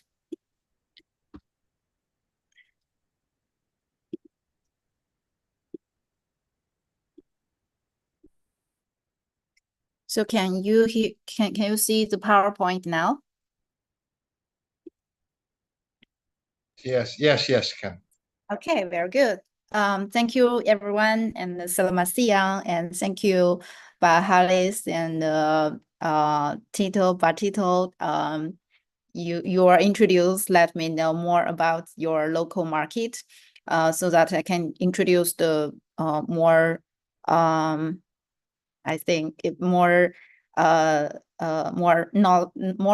information about our company, which can fit more about your fit more to your market.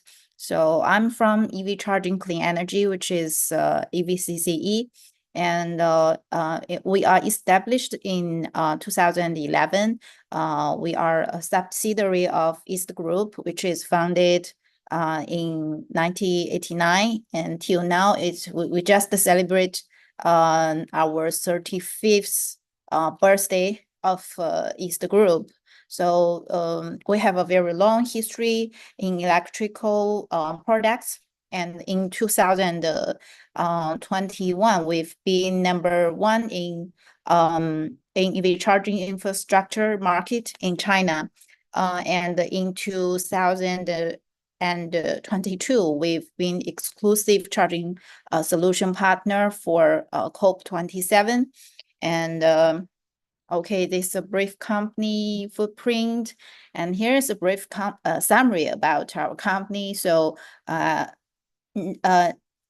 during the last 10 years, we've been strategic partner with top EV charging industry players like Sinopec and PetroChina, which has they have the largest petrol station website in China, and also China State Grid and NLX. China State Grid is just like, I think, just like PLN, and NLX is Italy's State Grid, and also Xiaopeng Auto.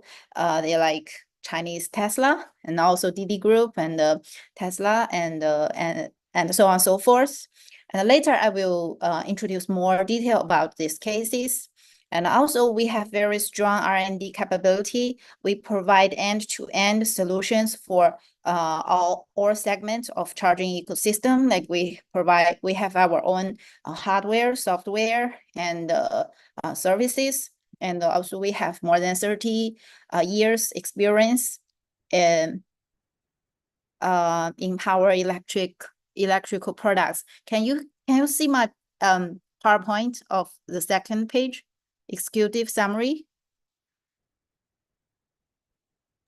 Yes, we can. Yes. Okay. Yeah. Okay, I will continue. Yeah, and we also provide very high quality manufacturing. I think I can I think someone can't see it, so I will share like this, okay? Yeah, and also we provide very high quality manufacturing. Before 2009, we are joint venture with Schneider, and we have in-house facility with end-to-end manufacturing capability. We have our own PCB and SMT line, and also sheet metal and assembling line. And also we have very strict, we can meet very strict a quality management system like ISO 9001 and so on and so forth. Also, we have very strong global delivery and services. We have more than 280 customer service centers all over the world. And now we have 3 subsidiaries in Europe, North America, and Asia. Also, here is an overview of our global charge point operation. So as you can see, in fact, for our company, our main strength is in DC chargers. So according to the data, the most EV charging infrastructure we produce is DC chargers. So it's like more than 52%.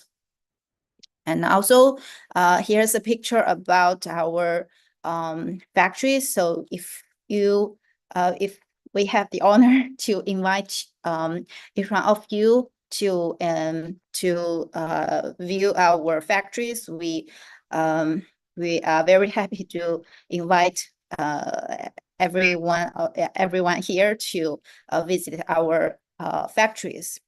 And as you can see, we have very strong capability of produce both AC and DC chargers, and we have a whole product line, and also top testing technology capability and the lab, and which is certified by the third party. And also here's a picture about our products and solutions. So we provide one-stop solutions for charging, from charging hardware to software and services. If divided by different scenarios, like for fleet or fleet charging or corporate charging, you can use DC chargers. And also we have charging management platform, which is also developed by ourselves, and also white labeled mobile app, which can use your own logo or your own design. Also, if for commercial scenarios like workplace or hospitality or retail, we will recommend AC chargers. We have both commercial and home use AC chargers, and also DC chargers for commercial solution, and also charging management system, which can customize the whole UI and your logo and so on and so forth. Also white labeled mobile app. Also for residential solution, like if you want to use it in private home and apartment and condo or some so on and so forth, you can use, we will recommend AC charger for home AC charger type. So in fact, the difference between AC charger and between home use and commercial use AC chargers is that for commercial one, they have it has an screen on it, and also a parameter, so that it can help you to charge more precisely. And also for a commercial one, you can use the charging management platform to set up your how to charge or so on and so forth. So we have the end-to-end solutions for each different scenarios. As I know that in Indonesia, there's also a lot of EV electric motorbike and also electric boats. So in fact, we also developed some like EV chargers for electric boats in some Southeast Asia countries, like in Singapore. Yeah, and also in China, we provide like EV charging devices for electric bike. So we didn't show it here, but if you have these kinds of demands, we can also provide more details later. And also for our solutions, we also provide like BESS system from a PV panel to BESS system and EV charging system as a whole solution. And also here is more details about our AC series EV charger. We provide both home charging solution, home charger and commercial charger from 7 kilowatt to 22 kilowatts. And for AC type EV charger, it can support dynamic load management, which can help you to protect the whole power capacity of your station. Also, we provide DC chargers from 20 kilowatts to 80 to 120 and also to 960 kilowatts. And for more details, in fact, if for each type of products, they have different features. So if you want to know more about the details about this products, you can contact me by email or WhatsApp or something else. And in brief, all our DC chargers and AC chargers, we have CE and UL certificates. But for DC chargers, some of the products I listed here is fit for different markets. Like some of them, like from 80 kilowatt to 160 kilowatt, it only has CE and UL certificates. And but for products of this for 160 kilowatt, it can scale up to 500 amps liquid cooled CCS cable. So which means it can support liquid cooled system so that it can boost to higher power output. And another feature of this product is that if you parallel two of this machine, it can scale up to 320 kilowatts so that it can reduce your invest of the whole station in the near future. Sorry for interruption, Janet. Yeah. There's only 1 minute left, and could you please make a conclusion? Yeah, sorry for that. Yeah. Okay. And also, here is our platform, which I introduced before, and here's our global partners. So in short, for our cases like petrol station, we finished this this charging station in 15 2 weeks. The whole energy and for this case, UN COP27 in Egypt, we finished the whole project within 5 months. And also NIX, we OED'd for them. So if you have needs, we can chat later. And also here is a case for China Southern Power Grid. And also this one is a whole PV BESS and EV charging solution. And the Hong Kong Zhuhai Macau Bridge bus charging station, which is still using now. Okay, here's a brief introduction of our company and our solution. So if you have more questions, you can contact me, and you're welcome to come to visit our company and our factories, our group. And thank you so much, and terima kasih. Yeah. Okay, I will Okay, stop thank you. sharing. Thank you very much, Janet. Thank you. Yeah, thank you very much. Let's move on. Then please, Henry from hotel to And give us wait, speech. Bruce.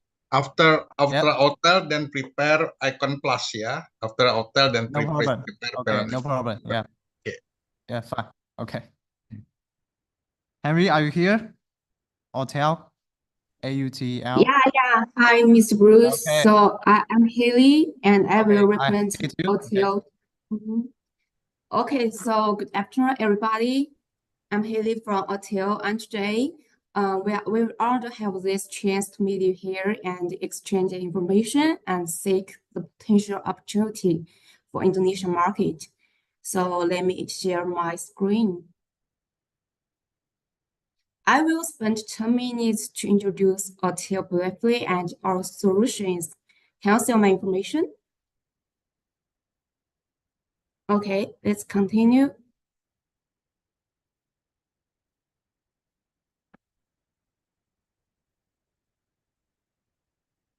Okay. Sorry, can you see my slides moving?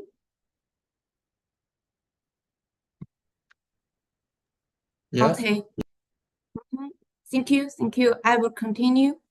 So OTL is founded in 2004, and actually OTL started in the automotive aftermarket. This is our first product, OVD corridor. And after 2005, we expanded very quickly. You can see we set up our branches and subsidiaries in the whole world, like in Europe countries, Germany, France, and the United States, and also we have our factory in Vietnam. And in 2020, we are public listed in Shanghai Stock with a value over 30 billion RMB. Yeah. And based on that, we started our second business, EV chargers. Now you can see our global footprint. We already have our branches all over the world and have the rich experience and can serve our customers with a very quick tech support based on our overseas branches. And so far we have been the number one in automotive diagnostics and repair solutions. And also we are the top one companies in the EV charger solutions, but actually we mainly focus on the overseas market. And right now, our products cover over 70 countries, and we have over 300 employees in R&D.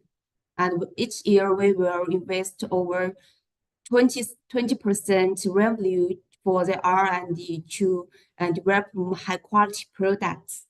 Yeah. And here is a brief overview for global production. Right now, Ellie. we have totally. Ellie, your screen is not moving. Screen is not moving. Oh, really? Sorry for that.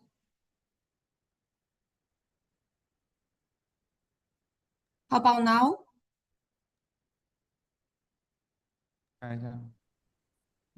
Excuse me, Harry, do you have only one page PowerPoint or what? Because we can only see one page here. No, we have multiple pages, but I have some problems Okay. to move. Okay, then my there's some problem. Please try Okay. to fix. Let me adjust it. Okay. Okay.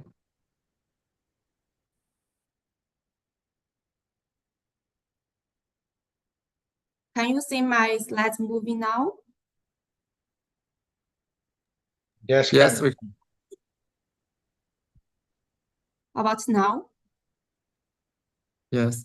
Okay, okay. Okay, so here is our global footprint. And you can see our headquarters is in China, Shenzhen, and also we have many branches in Europe countries, in US, and also in Asian countries like Japan, Australia, and Singapore. And right now we are the #1 in automotive and repair solutions, and also we are the top one EV charger solution provider for the overseas market. Yeah, currently we have over 3,000 employees in R&D to develop the high quality products. And here is our global production. We have totally 3 factories, one in US, North Carolina. Can you see my screen? This is a picture of our US factory, and another one is in Shenzhen, and the third one is in Haiphong, Vietnam. And right now, for the AC capacity, per year we can produce 500,000 units. For DCs, we can produce around 17,000 units per year. And actually, we have a good relationship with US government. In 2022, the US President Joe Biden attended our Detroit Auto Show. You can see this is our chairman of our US companies, and she is a very powerful girl. And so for the second part, this is our introduction for our product solutions. We have a full range of AC and DC chargers. For the ACs, the output power covers 7 kilowatts to 22 kilowatts. And for DC chargers, the DC power is from 40 kilowatts to 640 kilowatts. And I will introduce one by one. And by the way, our charger can integrate with many third-party clouds like the PLN clouds Indonesia and Ampco, the European cloud platform. Okay, so this is our first DC product solution, this high power. It's a perfect solution for the public charging station, for the fleet charge station. The power is from 320 to 640 kilowatts, and it's a split design. So the right side, this is a cabinet, and the left side, this is a dispenser. So one cabinet can use with maximum 8 guns, so 4 dispensers. And our peak efficiency is over 96%. And we have the liquid cooling solutions and air cooling solutions as well. And our chargers are smart, can remote control by the cloud. Okay, Holly, sorry, 2 minutes left. Okay. Please pay attention to the time limit. Okay, so this is our second DC, the DC fast 60 to 120 kilowatts. And this one, the IP grade is IP55.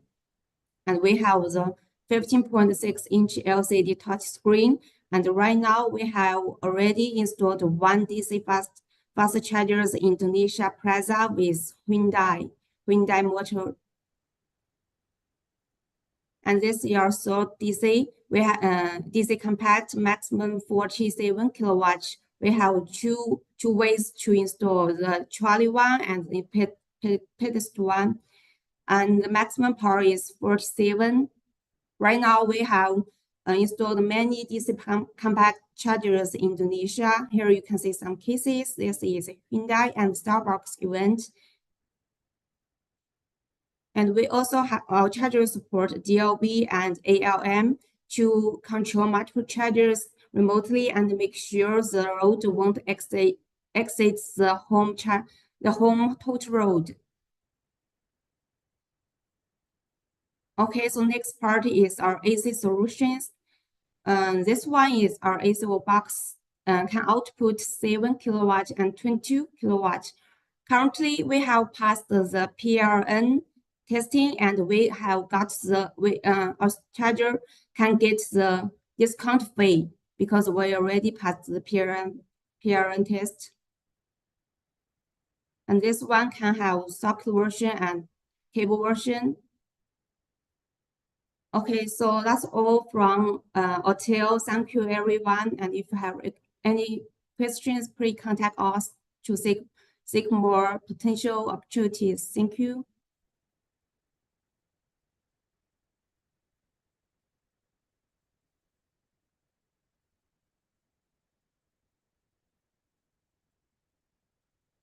Okay, can we close it? Can we close the presentation? Thank you, Mr. Tito. Can we close it? Yes. Okay, thank you. Okay, thank you, Heli. Already here, yeah, in Plaza Indonesia, yeah. What a nice. Yes. But have you been in Jakarta, Heli? Yeah, not yet. You're not yet. So your charger first come here, yeah? You not yet, yeah? Okay, okay. Yeah, because my leader, Mr. Hervé, visits Indonesia very often. Okay. Okay, then. Now we move to the another subsidiary of the PLN. We will have the From the PLN Icon Westy, Plus. yeah? Yeah. West. Okay, Yeah, we betul. want to listen what parts of the PL Icon Plus contribute to develop the infrastructure of the charging, yeah, EV in Indonesia. Westy, please. 10 minutes, Bu, bisa ya? Oke, oke. Okay, thank you, Bu.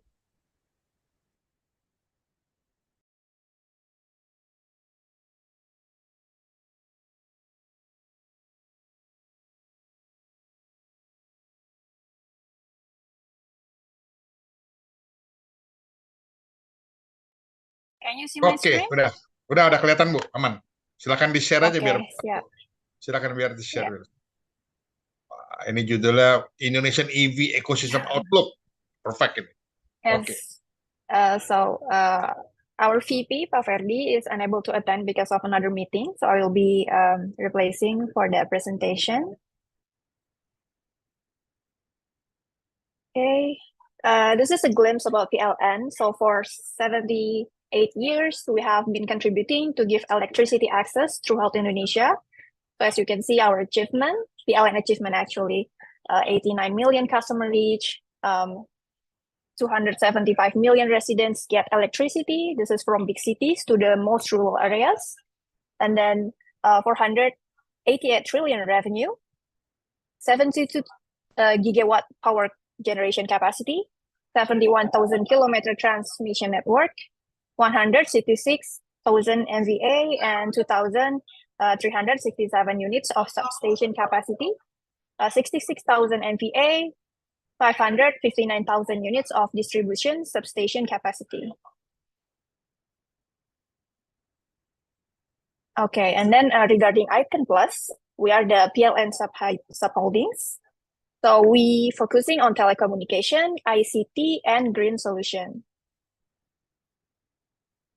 This is part of Icon Plus. So we have connectivity solution. One of our main flagship is IconNet internet service. And then we also have digital solution, PLN mobile. And then green solution, we have EV rooftop and electric vehicle ecosystem. And this is one of business lines of PLN Icon Plus, the development of EV ecosystem. So from charging infrastructure, electric vehicle, to integrated digital platform. And we have our EV fleet solution. So this is an end-to-end from fleet and site assessment, electric network and charging installation, EV delivery, and also fleet maintenance and monitoring.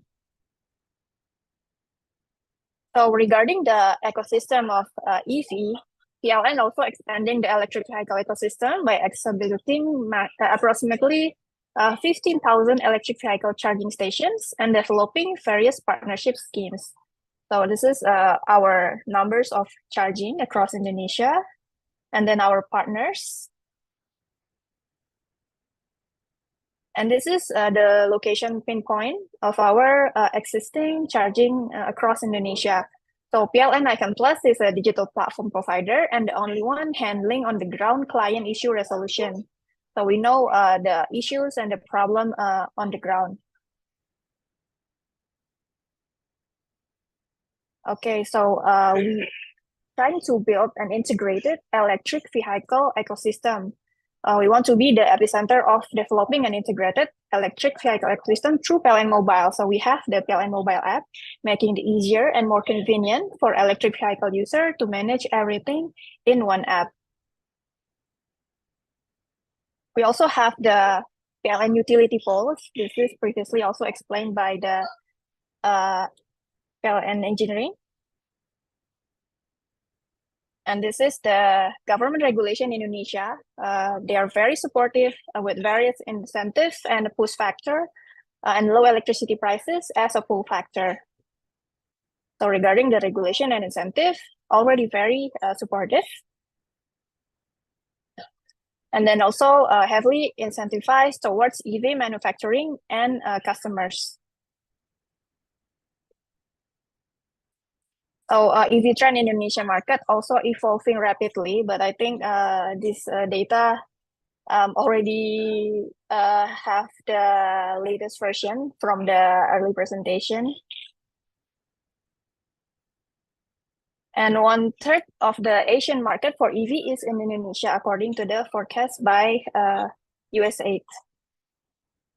So Indonesia will contribute the largest market size in 2035. Also, the two-wheelers is expected to grow in 2030 based on the USAID forecast.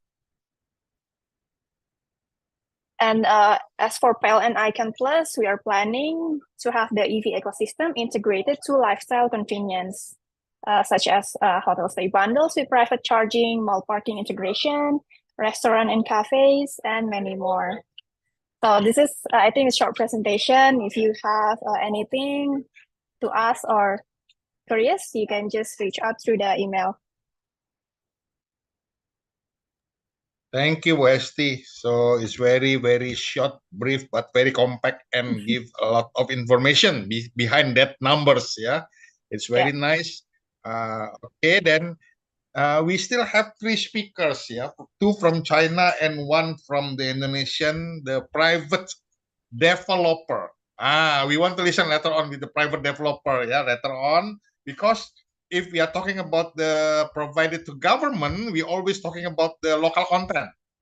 Yeah, but how about the developer of the private sector? Okay, Bruce, come back to you first, Bruce. Okay, thank you very much. And next is Tobin. Hannah, please. Yes, I'm here. Ladies and gentlemen, thank you for still being here. Let's watch a video for a change.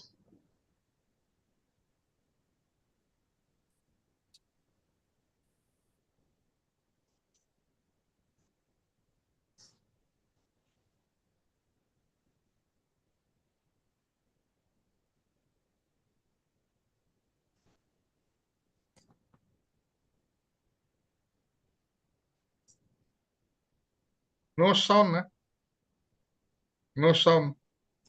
No sound. Weird. When you share in the beginning, when you share, you have to click the sound. Okay, let me try again. Yeah, but it's just music, really. Oh yeah, okay. Yeah, okay. Okay. Then we have to read about that. So maybe you can explain with also by speaking. What is it? Yeah, this is our Huizhou SMG production line. We have like over 100 SMG lines globally.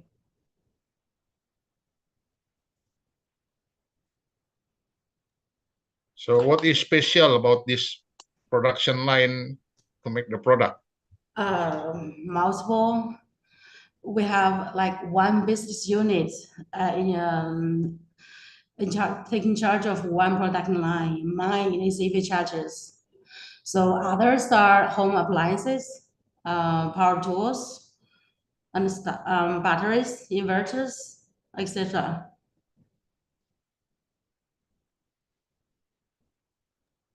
What about the capacity? I mean, last year we delivered 1.3 billion pieces of this board. 1.3 billion. So you supply the board, yeah? You supply the board, yeah? Yeah, the board and the finished products. Let's watch this video first. It can be our strengths, one of our strengths.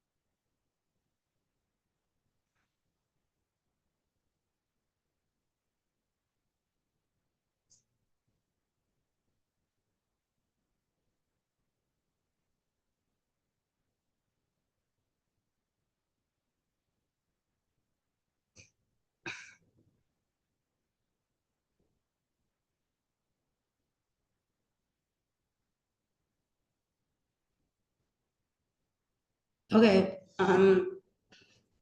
So that's one of our strengths of top band. Top band is the invisible manufactured in 2023. We manufacture all sorts of products. So the total revenue is around 1.2 billion US dollars in last year. And the total smart device we delivered is around 1.5 billion pieces. So the three pillars of our business is in home appliances.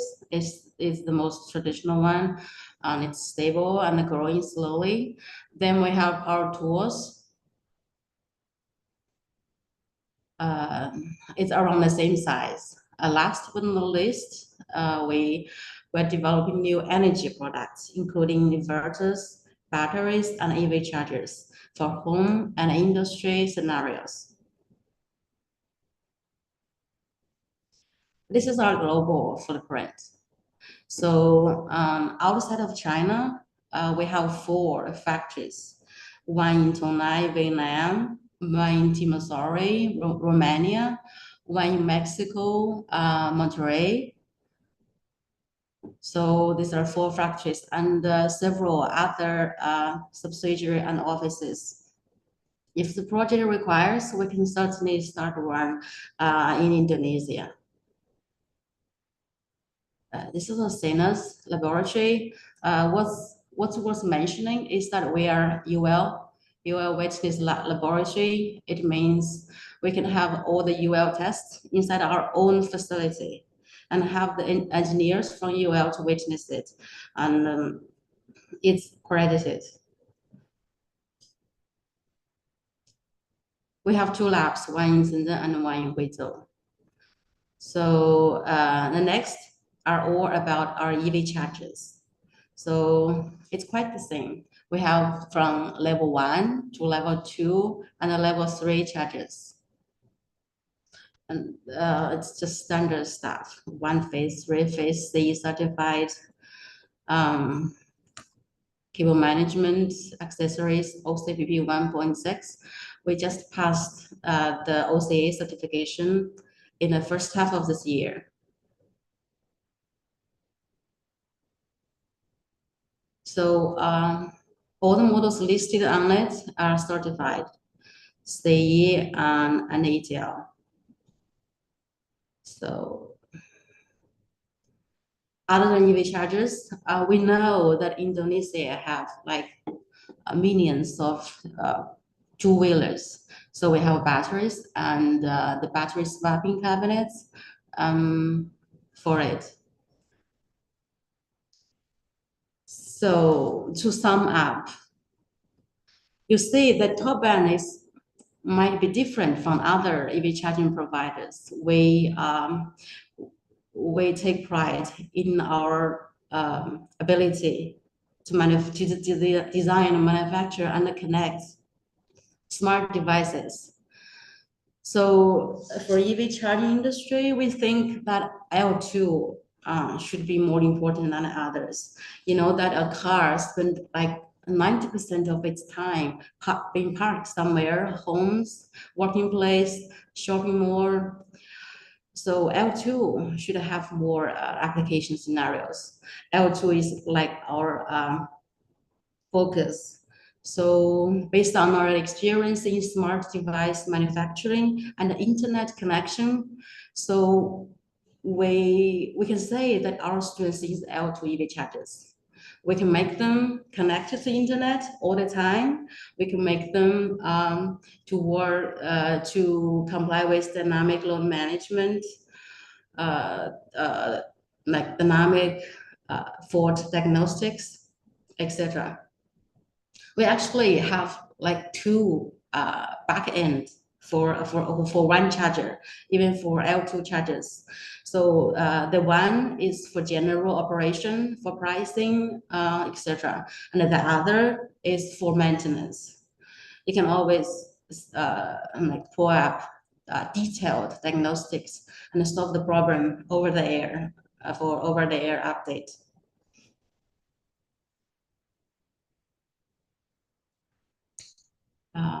Yeah, I think that's basically all I have to say.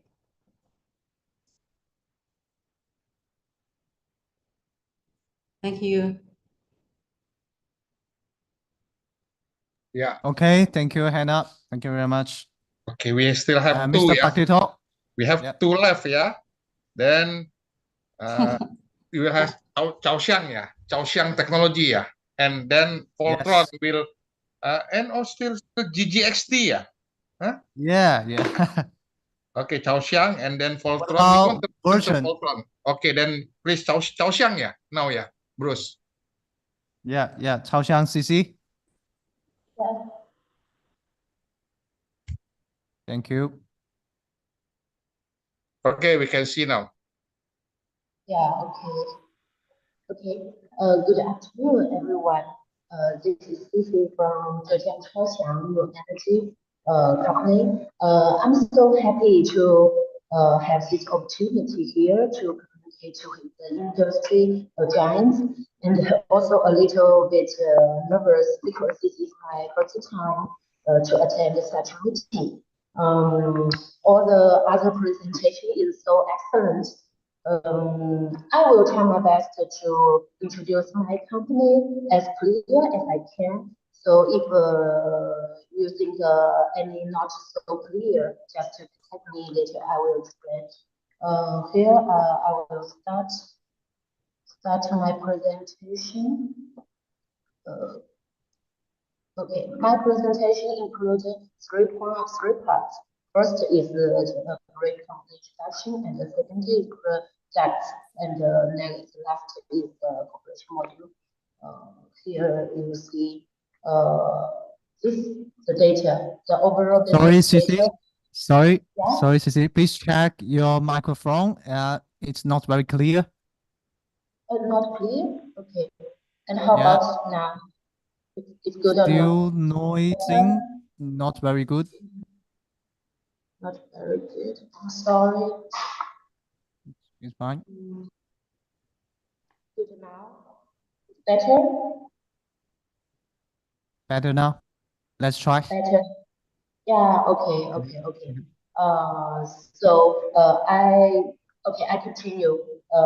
Three parts, and now it's in the first part, our company introduction. Here shows the overall business data of Chaoxiang in 2023. The sales volume will reach 1 billion yuan, and the annual production capacity is 1 million units. And also in our own platform, we have more than 22 million active users. Also the accumulated operation of charging stations in platform is reached 312,000 units. Also overall, after 10 years accumulation, we have more than 1,000 channel, high quality channel resources. And this here is our company history. We established in 2008. Sorry, Cici. Cici. Yeah. It's not very good. Can you please use the computer's microphone, but not the Bluetooth microphone? Just use your computer's microphone and don't use Bluetooth.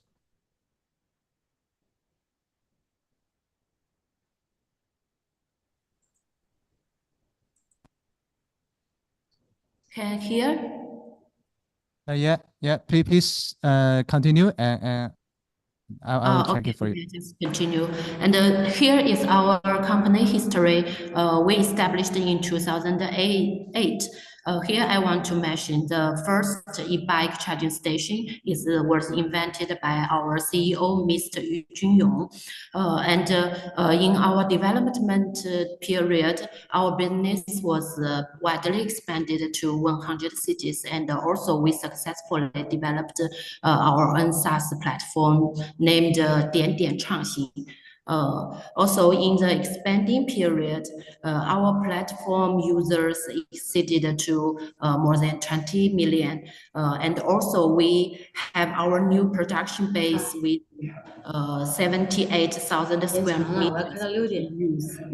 And last year, our device and operating income exceeded 1 billion yuan.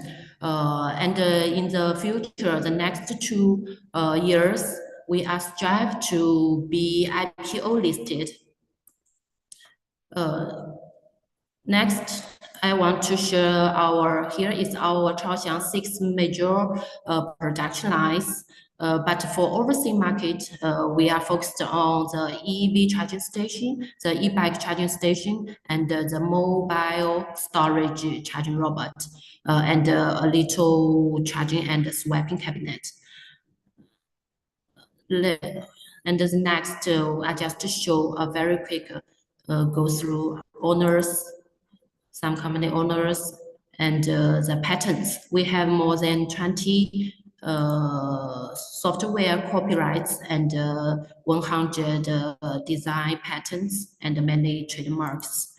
And also we have complete qualifications for construction, production, and operation, and overseas certificates like CEFCC, like this. And here is our business layout for overseas and in China. We have sent our AC chargers and DC chargers for more than 20 countries. But I think, and here we are just the very beginning for the overseas market. So that's why I'm here to look for some opportunities and to enlarge our business to abroad. Okay, so next is our products. Here you can see our EV charging station series. This this is the AC chargers from 7 to 22 kilowatt, and here is the DC chargers from 20 to 320 kilowatt. And also we have high power split supercharger station up to 960 kilowatt. And this is a charging robot for energy. And here is I showed our traditional products. It's for two wheels and three wheels. Because time limited, so here I do not extend the details. Just if any interested, just you can send me mail or add my WhatsApp for further information. Okay, the last part is about the cooperation module. Because this is especially for the Indonesia market, so we do some small market survey before, and we also find a lot of incentive policies from Indonesian government, and they also as Janus said at the beginning, the potential market is really very huge in Indonesia. Here is the first module is the I think it's very normal, the sales agency. You can sell with Chaoxiang brand or we do the OEM services. And the next is the joint venture module. That means Chaoxiang is responsible for technology, management, training, and other work. And the local partner can look for the funding, place government relations, or any other coordination required. And the next part, I want to show you some real cases installation in China. This is all in China, some DC chargers and AC chargers. And this is the transformer. We also do these products. This is for some cases for two wheels e-bike. And here is our products we sold to overseas.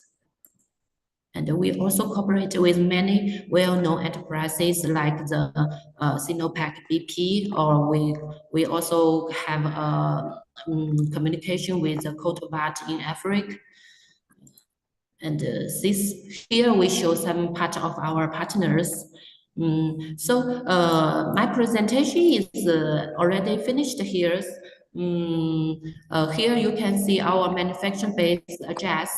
So if welcome every friend to visit our factory, and if any interest or problems, you can contact me with this email or WhatsApp. Thank you. That's all. Okay, thank you. Nice information about this one. Okay. Then we move, Bruce, we move to Voltron. Voltron, Pak Eli, we want to listen. After we listen about from government, from state-owned company, now we comes out with the private participation in building develop the ecosystem of infrastructure. We have the number one player maybe right now, Voltron, Okay, Bruce, we are ready to listen, for Pak Eli, Bruce, Okay, let me open my screen first. Hang on a second, please. Okay. What is that again? Zoom one.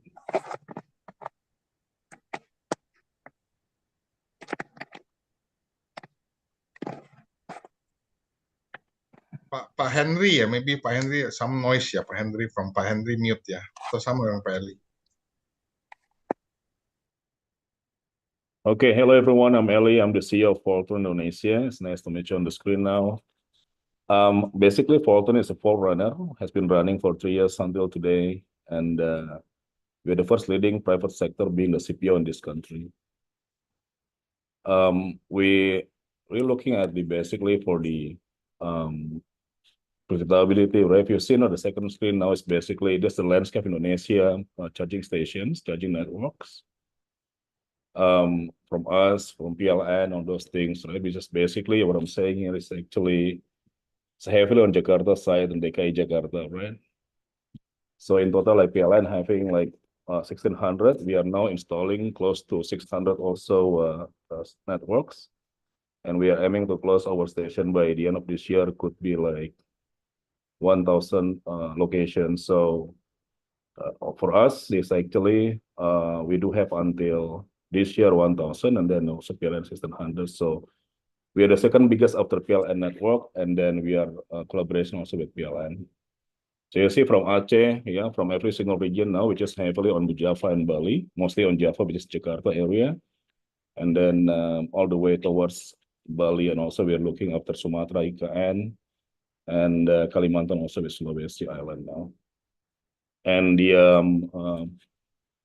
what do you call its category is actually have onto. You see the numbers, the colors on top. The orange one is 22 kilowatts. So on AC level 2 chargers, level 22 kilowatts, and then also coming on to the green one, which is for the DC chargers from 30, 60, and also above 100 kilowatts. And on our side, we are looking to do 70% on AC 22 kilowatts and 22 kilowatts, and on DC we do about 30% until 2030 and above. On this slide, basically we do the what you call we've secured location until almost 3,000 locations until next year.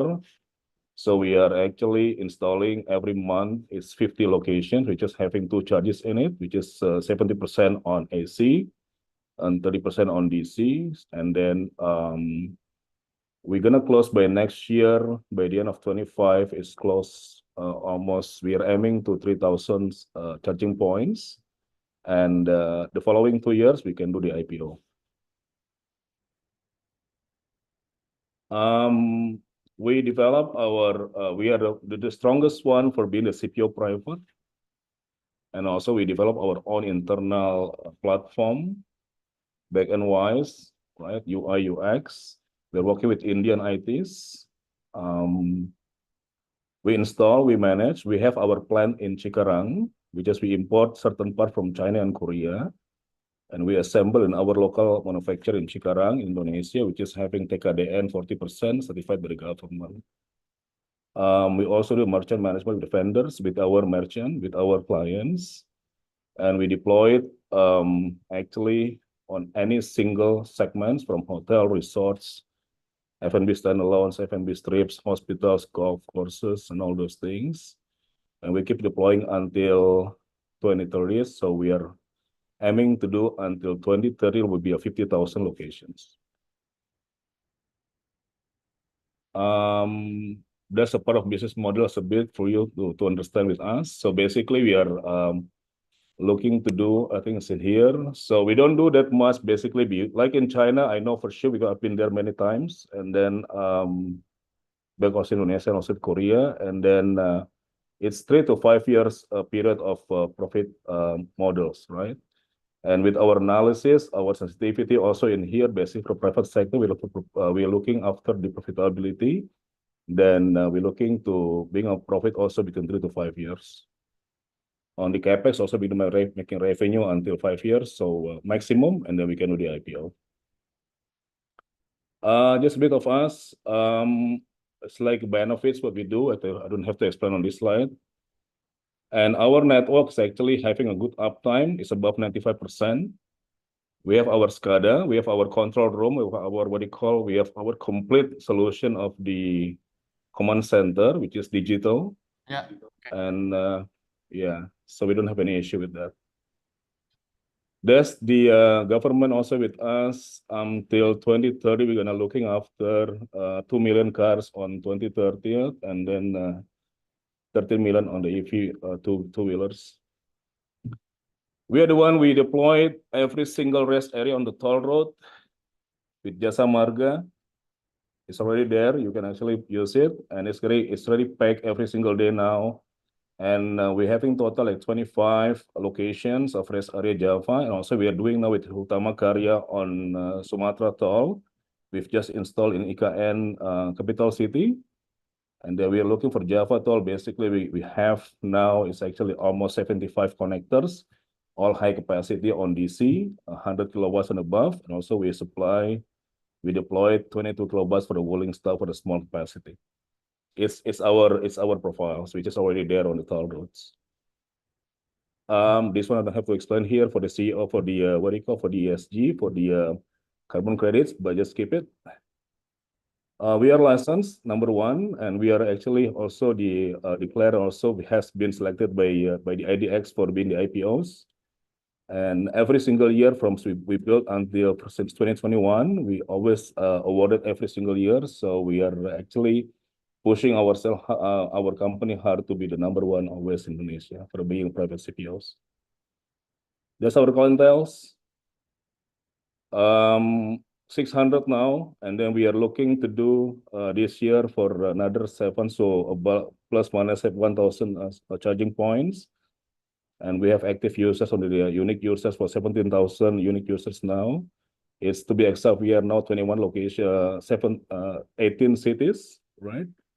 We've dealt with retail, hospitality, residential, commercial, and we just signed also with BYDs and the government as well. Yeah, that's all. Thank you so much, everybody. If you need somewhere, you can Thank you, text Pak me. Eli. Thank you. Thank you. Thank you, Pak Eli, for the presentation. We love to maybe one day, yeah, we will come to see about your production line or something like that facility. Maybe also can do the collaboration later on to add the capacity to enhance this. Maybe they'll not only install the EV charger, but also develop also the grid, something like that, lah, like a TLD before doing present this noon. Okay, Bruce, on left one, yeah. Okay. The last one, JJXT, Victor, please. Okay, wait a minute. I'm gonna share my screen.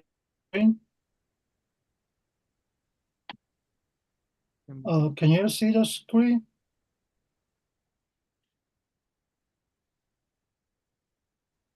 Yes. Can. We can see. Oh, can you see, okay. Can you see the screen and can you see me? Yes, we can see it. Yes. Okay. Hello, Samaya. I'm Victor. I'm from Soldier Group. It's a great pleasure to be here at EVSE's online exhibition today. I know it has been a long afternoon. So maybe we can take a break and watch a short video to learn something about what the soldier is doing. Please broadcast the video. James, or Okay, we will do it.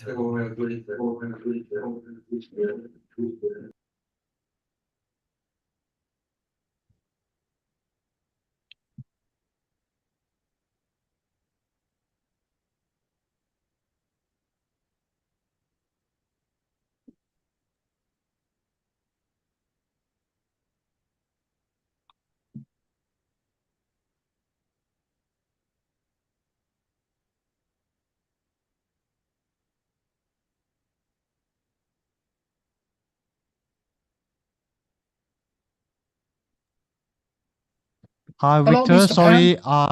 we have lag here, and we need to wait for a few minutes. If it doesn't work, then you can try to play the video by yourself, I think. Okay. Okay, I will. Okay. Mail. 关上了。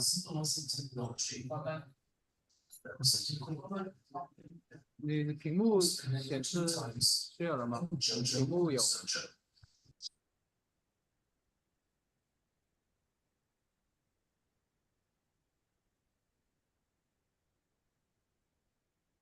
So I will share my on screen.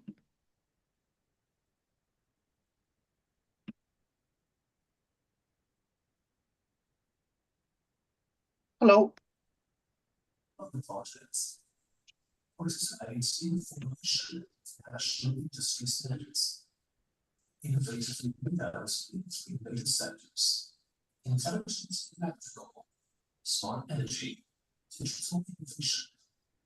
Our products have exports to over 20 countries and regions.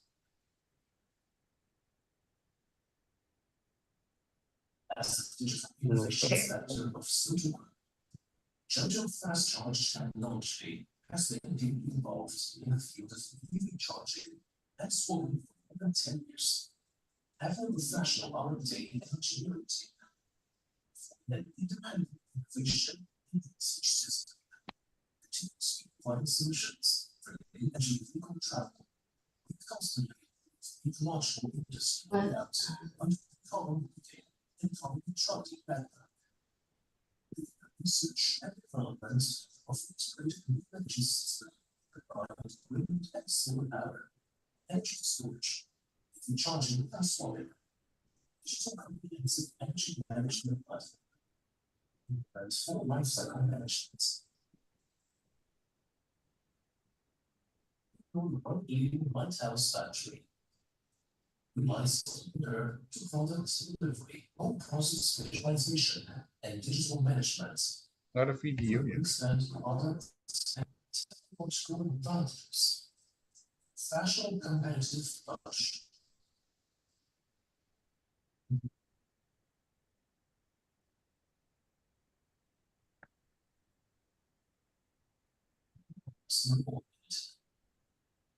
Develop personalized products.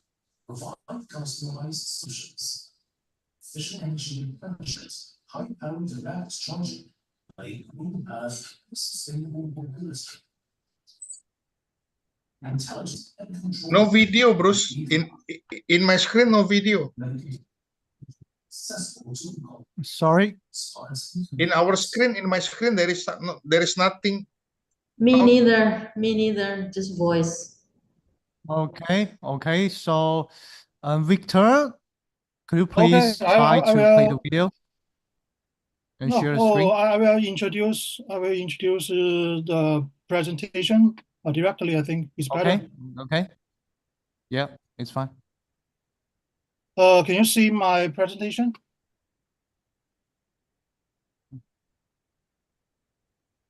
Yeah. Yes.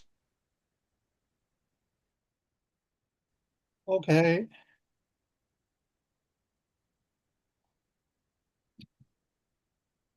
Let me introduce my company briefly. Sojia Group was established in the year of 2002, which has more than 10 wholly owned subsidiaries and holding subsidiaries. The annual output value is more than 20 billion RMB, and the staff size is more than 6,000.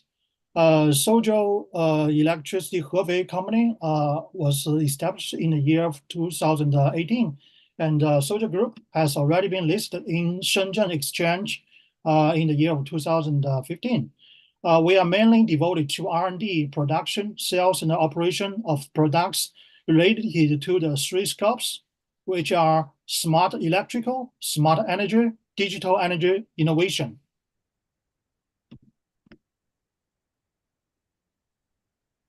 As you can see, Sojia Group's products cover the vast majority of provinces and cities throughout the country, has always received constant good feedback from the end users.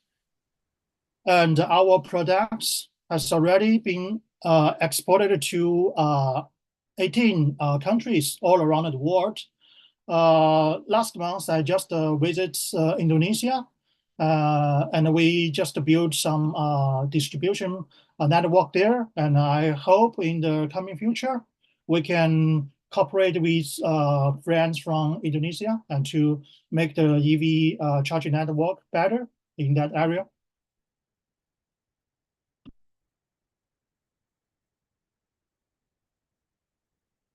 So this is all what we can do with Sojia Group. Our products include the solar panel, the energy storage, the EV charging equipment, which are the most interesting thing at today's seminar, and also the battery swapping for the heavy truck, and also the integrated energy solution. So let me just introduce the EV charging station product.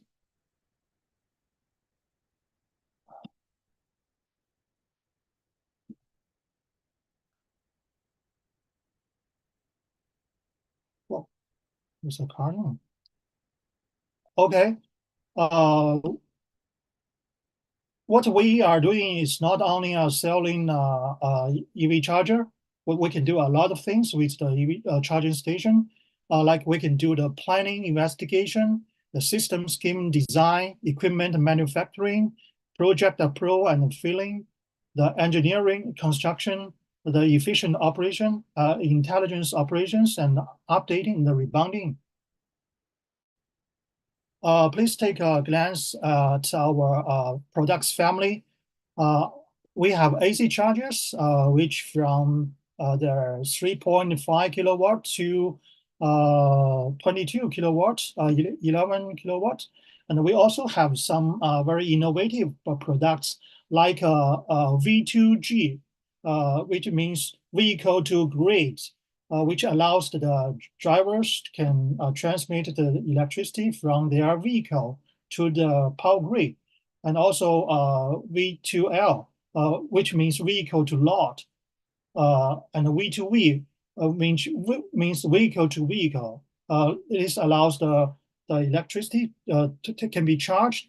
The car can be charged by another EV car, and also battery to vehicle, which is a mobile charging pile. And this is our faster charging station products, which range from 80 kilowatts to 480 kilowatts. And we also have our super charging station products, which using the liquid cooling method. The maximum power we can support now is 720 kilowatts. And this is some new energy production solution and the classic project cases we have already done in China, which including the Guangzhou Baiyun Airport charging station, Hangzhou Airport, Hangzhou bus station, and the Harbin bus station. And also our products has been exported to many countries and also built the charging stations there, like New Zealand, smart parking charging station, Munich, Saudi Arabia, and Finland, Russia, Nepal. And we also we also have a very okay. Sorry for the slide. Let me see what happened. We also have a integrated solution about combining a solar panel, ESS system, and charger together, all in the same station. This station located in the Hefei City, Anhui Province. We also invited our friends to visit this integrated station. If you want to visit, you can just contact me. Okay. Last is this is my contacting method. I don't know what happened with the network. Sorry. This is my WeChat and WhatsApp contact method. If you are interested in cooperation, maybe we can make a discussion. Thank you. This is my presentation.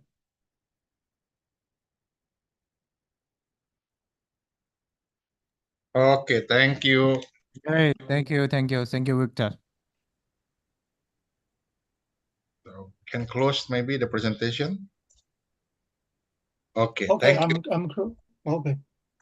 Thank you. So thank you, Tito. Yeah, we have followed many presentation regarding about the development. It looks like that this industry in China is quite mature, but the difference between this industry than the other industry, if we are talking about the mature, means that no needs or not very fast development. But when I take a look that even though this is mature, even though this is quite huge infrastructure being built, being developed by China, but the development of the technology is still ongoing. So it's become quite a big challenge for Indonesia to find out, yeah, which pattern, which way, which technically that we are going to develop maybe ya. Maybe a short words ya, Pak Eka dari BRIN, nyimak Pak Eka. Ya, masih Pak. Masih Pak Okay, Tito. Eka, maybe give a short insight about how that Indonesia have to anticipate or have to bersikap atau bagaimana strateginya ya, because we are very in the beginning, but we also want to do the local content, but when we take a look that this we call that new generation of this industry still coming, so even if we now develop the national capacity, but maybe after 1 or 2 years we already left behind. So how, Pak Eka? Maybe a short message for all of us. Yes, thank you, Mr. Tito. Good afternoon, ladies and gentlemen. My name is Eka from BRIN. I represent my boss, Mr. Chuk Supriya Alinandar, who cannot join right now. So, in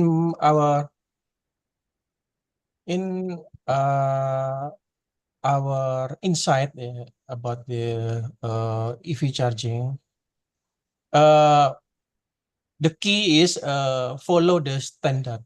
Follow the standard IEC 61851. That's the key. If we follow the standard, we can develop any technology.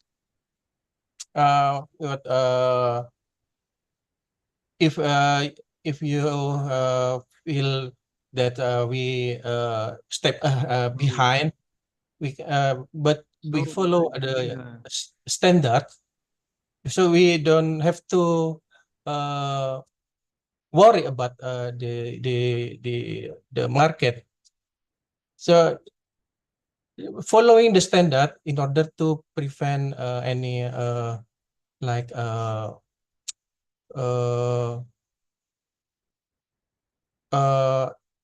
failure of the charging station. If we ensure the standard, if we fulfill the standard, we ensure that it's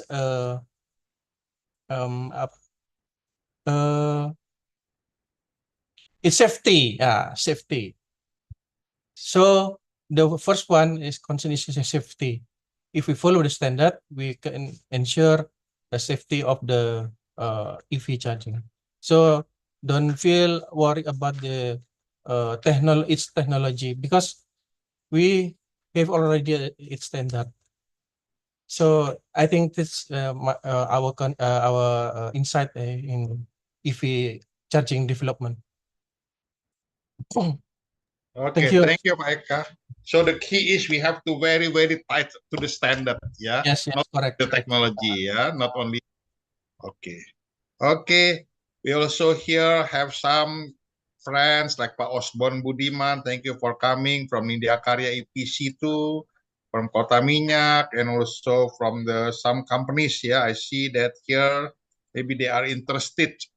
Pak Masles Andri, also the dealer of the vehicle motor electricity. Pak Joko Darwanto from the Indonesia Expert. Yeah, I think that's many information that we get, but now only in a little bit in skin. Yeah, we have to review. Because looks like that develop the infrastructure of EV is not only as easy as deploy the charging, not just deploy cable, deploy charging, and you can charge anywhere. Not as easy as that one. Especially if you want to connect the EV charging with the renewable energy. Wow, it's more things have to be concerned about, consider. And especially if we want to deploy in Indonesia, if a quite big country, we have to get the right strategy. Ya, right ya Pak Eli ya? Benar ya? Pengalamannya Pak Eli ya? You want to talk or me talk or? Okay, maybe Pak Eli can share. Maybe Pak Eli, because you are the players, you are the pioneering in Indonesia, to get the conclusion. we are trying to do collaboration between to catch the need, to catch the development of the EV charging as an incentive to people to buy the EV, because people buy EV, no charging problem. Yeah, but to have to deploy the EV charging, also one thing have to be considered strategy. Pak Eli maybe, ya Pak Bruce ya, we let Pak Eli to get a short conclusion ya Pak Bruce. How Bruce? Bruce?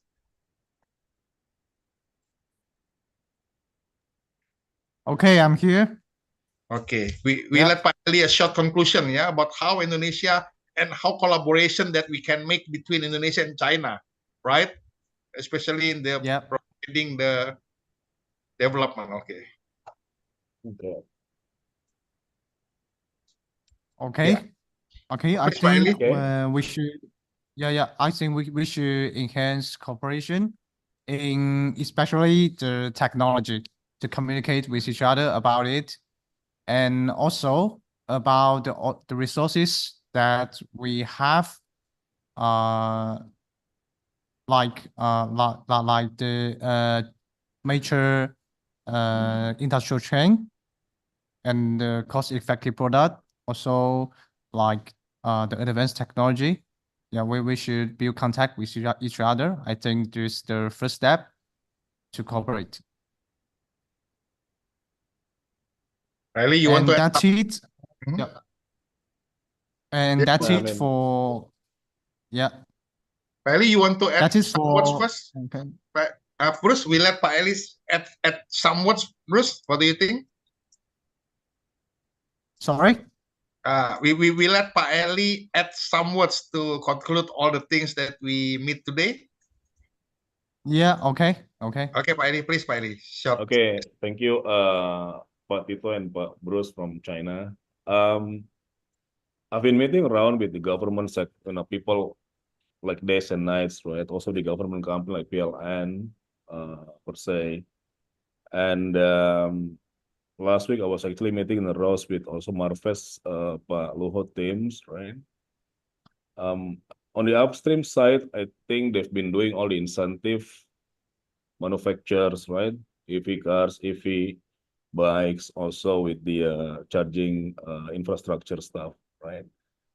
And I was actually giving the recommendation to the government, so do some more incentive on the non-fiscal side. I think they took note of what I'm saying last 2 weeks in Marves office, and then like, for example, do the free or discount on toll free. So when you buy EV cars, get onto the toll road, it's free or discount and digitally controlled. They note it down on the papers, right?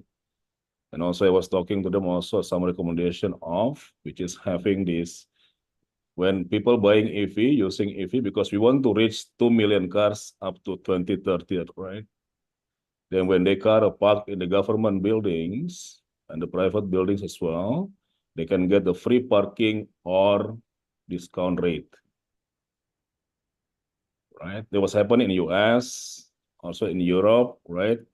China, it's rare, right? But it's gonna be the trigger for the traction to come up with the EV users in Indonesia to get to 2 million cars on 2030, right? Now, on the infrastructure is basically, it's not easy as it says, right?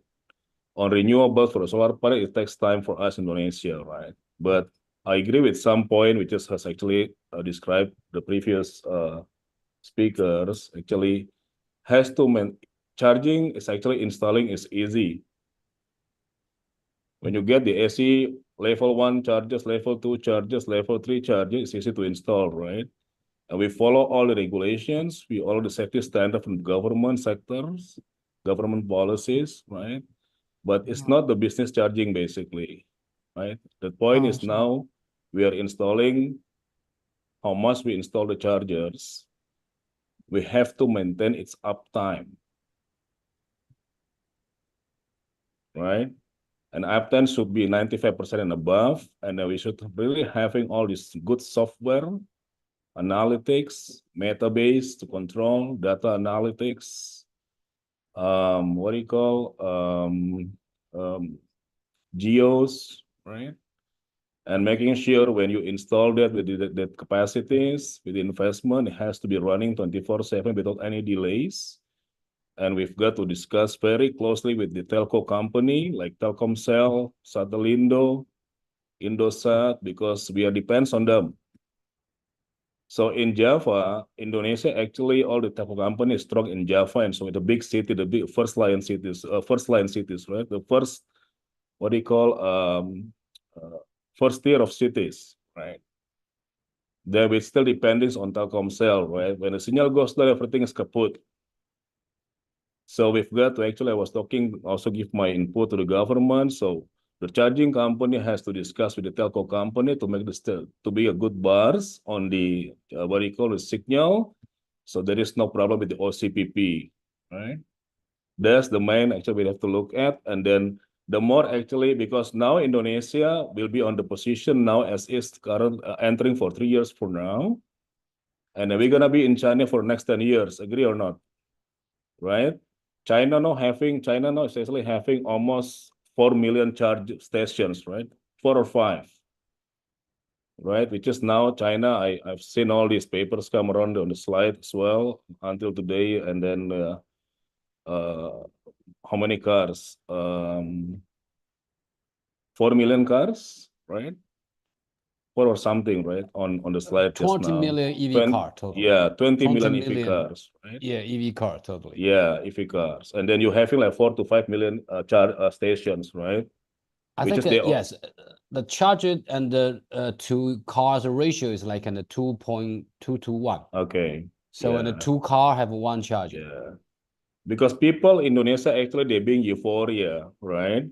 And then having here and there, but actually the main point is actually you have to understand very well.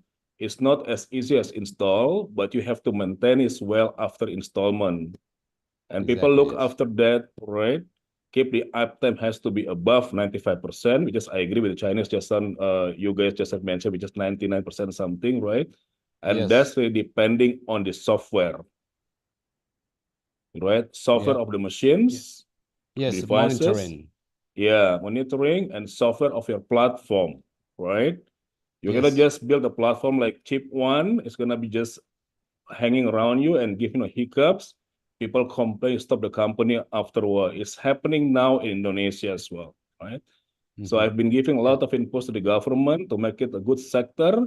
So we can be like China following 10 years, would be a good capacity and also good output for everybody in Indonesia. And I think they listen to me as well. So that's my closing statement. Thank you. Okay, thank you, Pak Eli. So come back to you, Bruce. Thank you. How, Bruce? Come back to you then. Okay. That's the conclusion. Okay. Yeah. So I would like to ask our Chinese companies, do you have any other questions to ask to our Indonesian friends? I think I can share some and like Chinese and the charger infrastructure and the development and the experience. As the company and the Kehua, we get involved this is since 2014. At the moment, I think China just in the startup is in the charger infrastructure in big scale. And you know, considering China's situations, and because the government also have very ambitious in the program, so they start from the electrification of a public transportation. Because in China, there is millions in the public transportations, and the government can you know, order in directly electrify first, then with that kind of a descriptive, and we have some in the public charges. Then and the private sector and join it, so they can solve the part of the charging anxiety.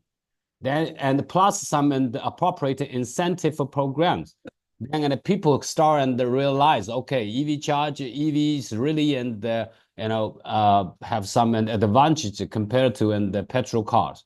And step by step and after then government also promote some PPP programs to help people and to attract and like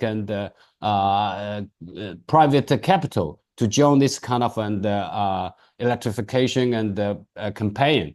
And step by step, I think till and now, and China already spent like almost like 12 years from very poor EV charging infrastructure till like a 2-to-1 and like a car to a charger ratio. I think this is a 2-to-1 is a kind of a mental and a point with this, and because I ask a lot in the young generation and asking what will be your and the next choice to transportation vehicle, and a lot of them say, okay, next one I will try and the electrical in the vehicle, because now it's very convenient to find the charging point around the city.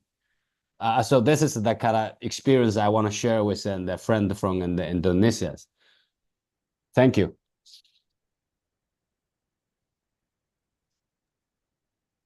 Okay, thank you very much, Joy. You have mentioned what we would like to ask to Indonesia, mainly about the public transportation. Yeah, because as we know, in China, we will first develop the electric public transportation first.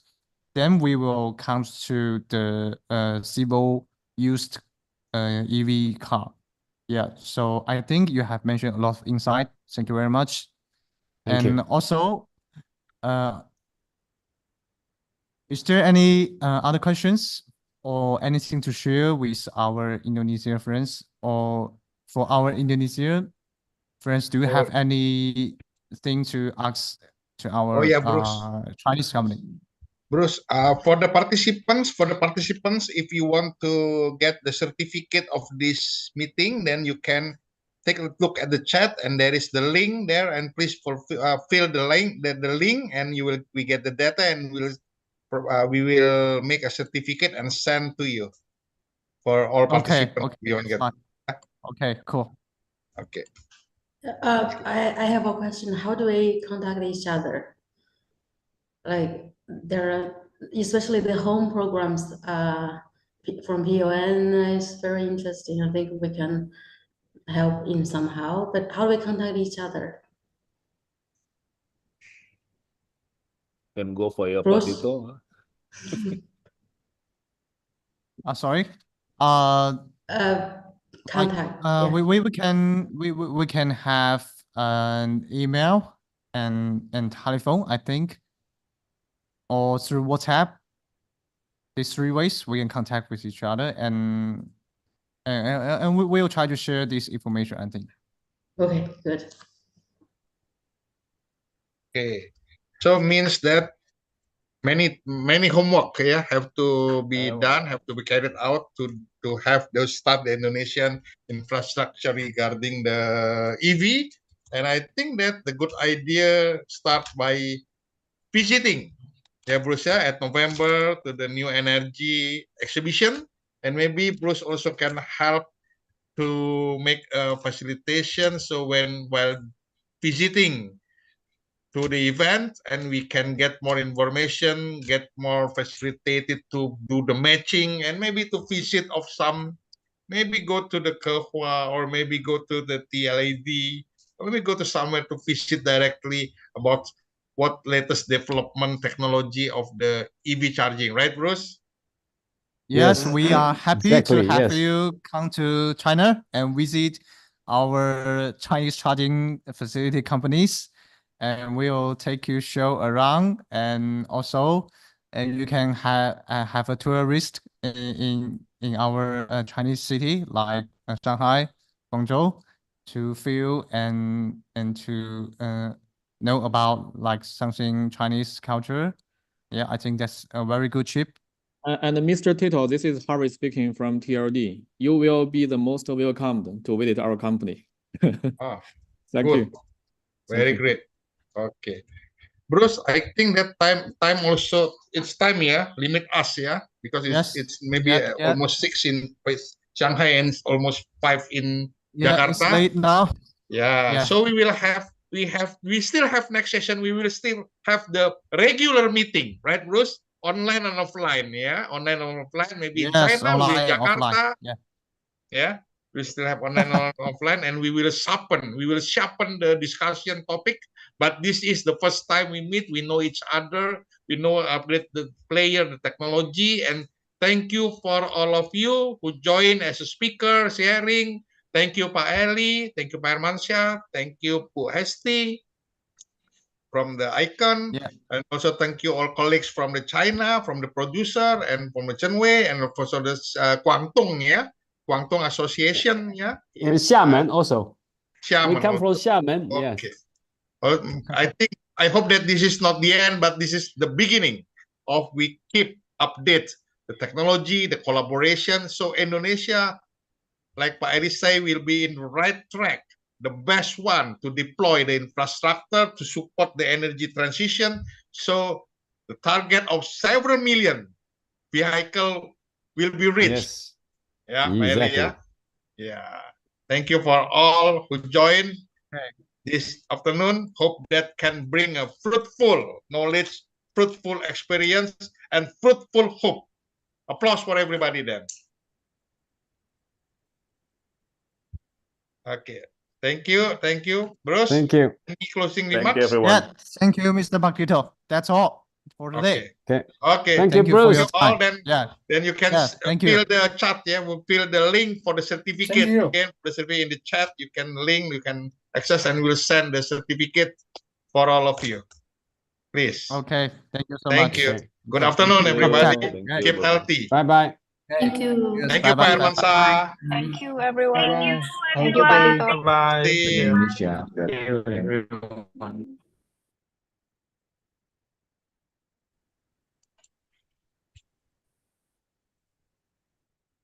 Bilang Karina, Zoom-nya jangan ditutup dulu ya karena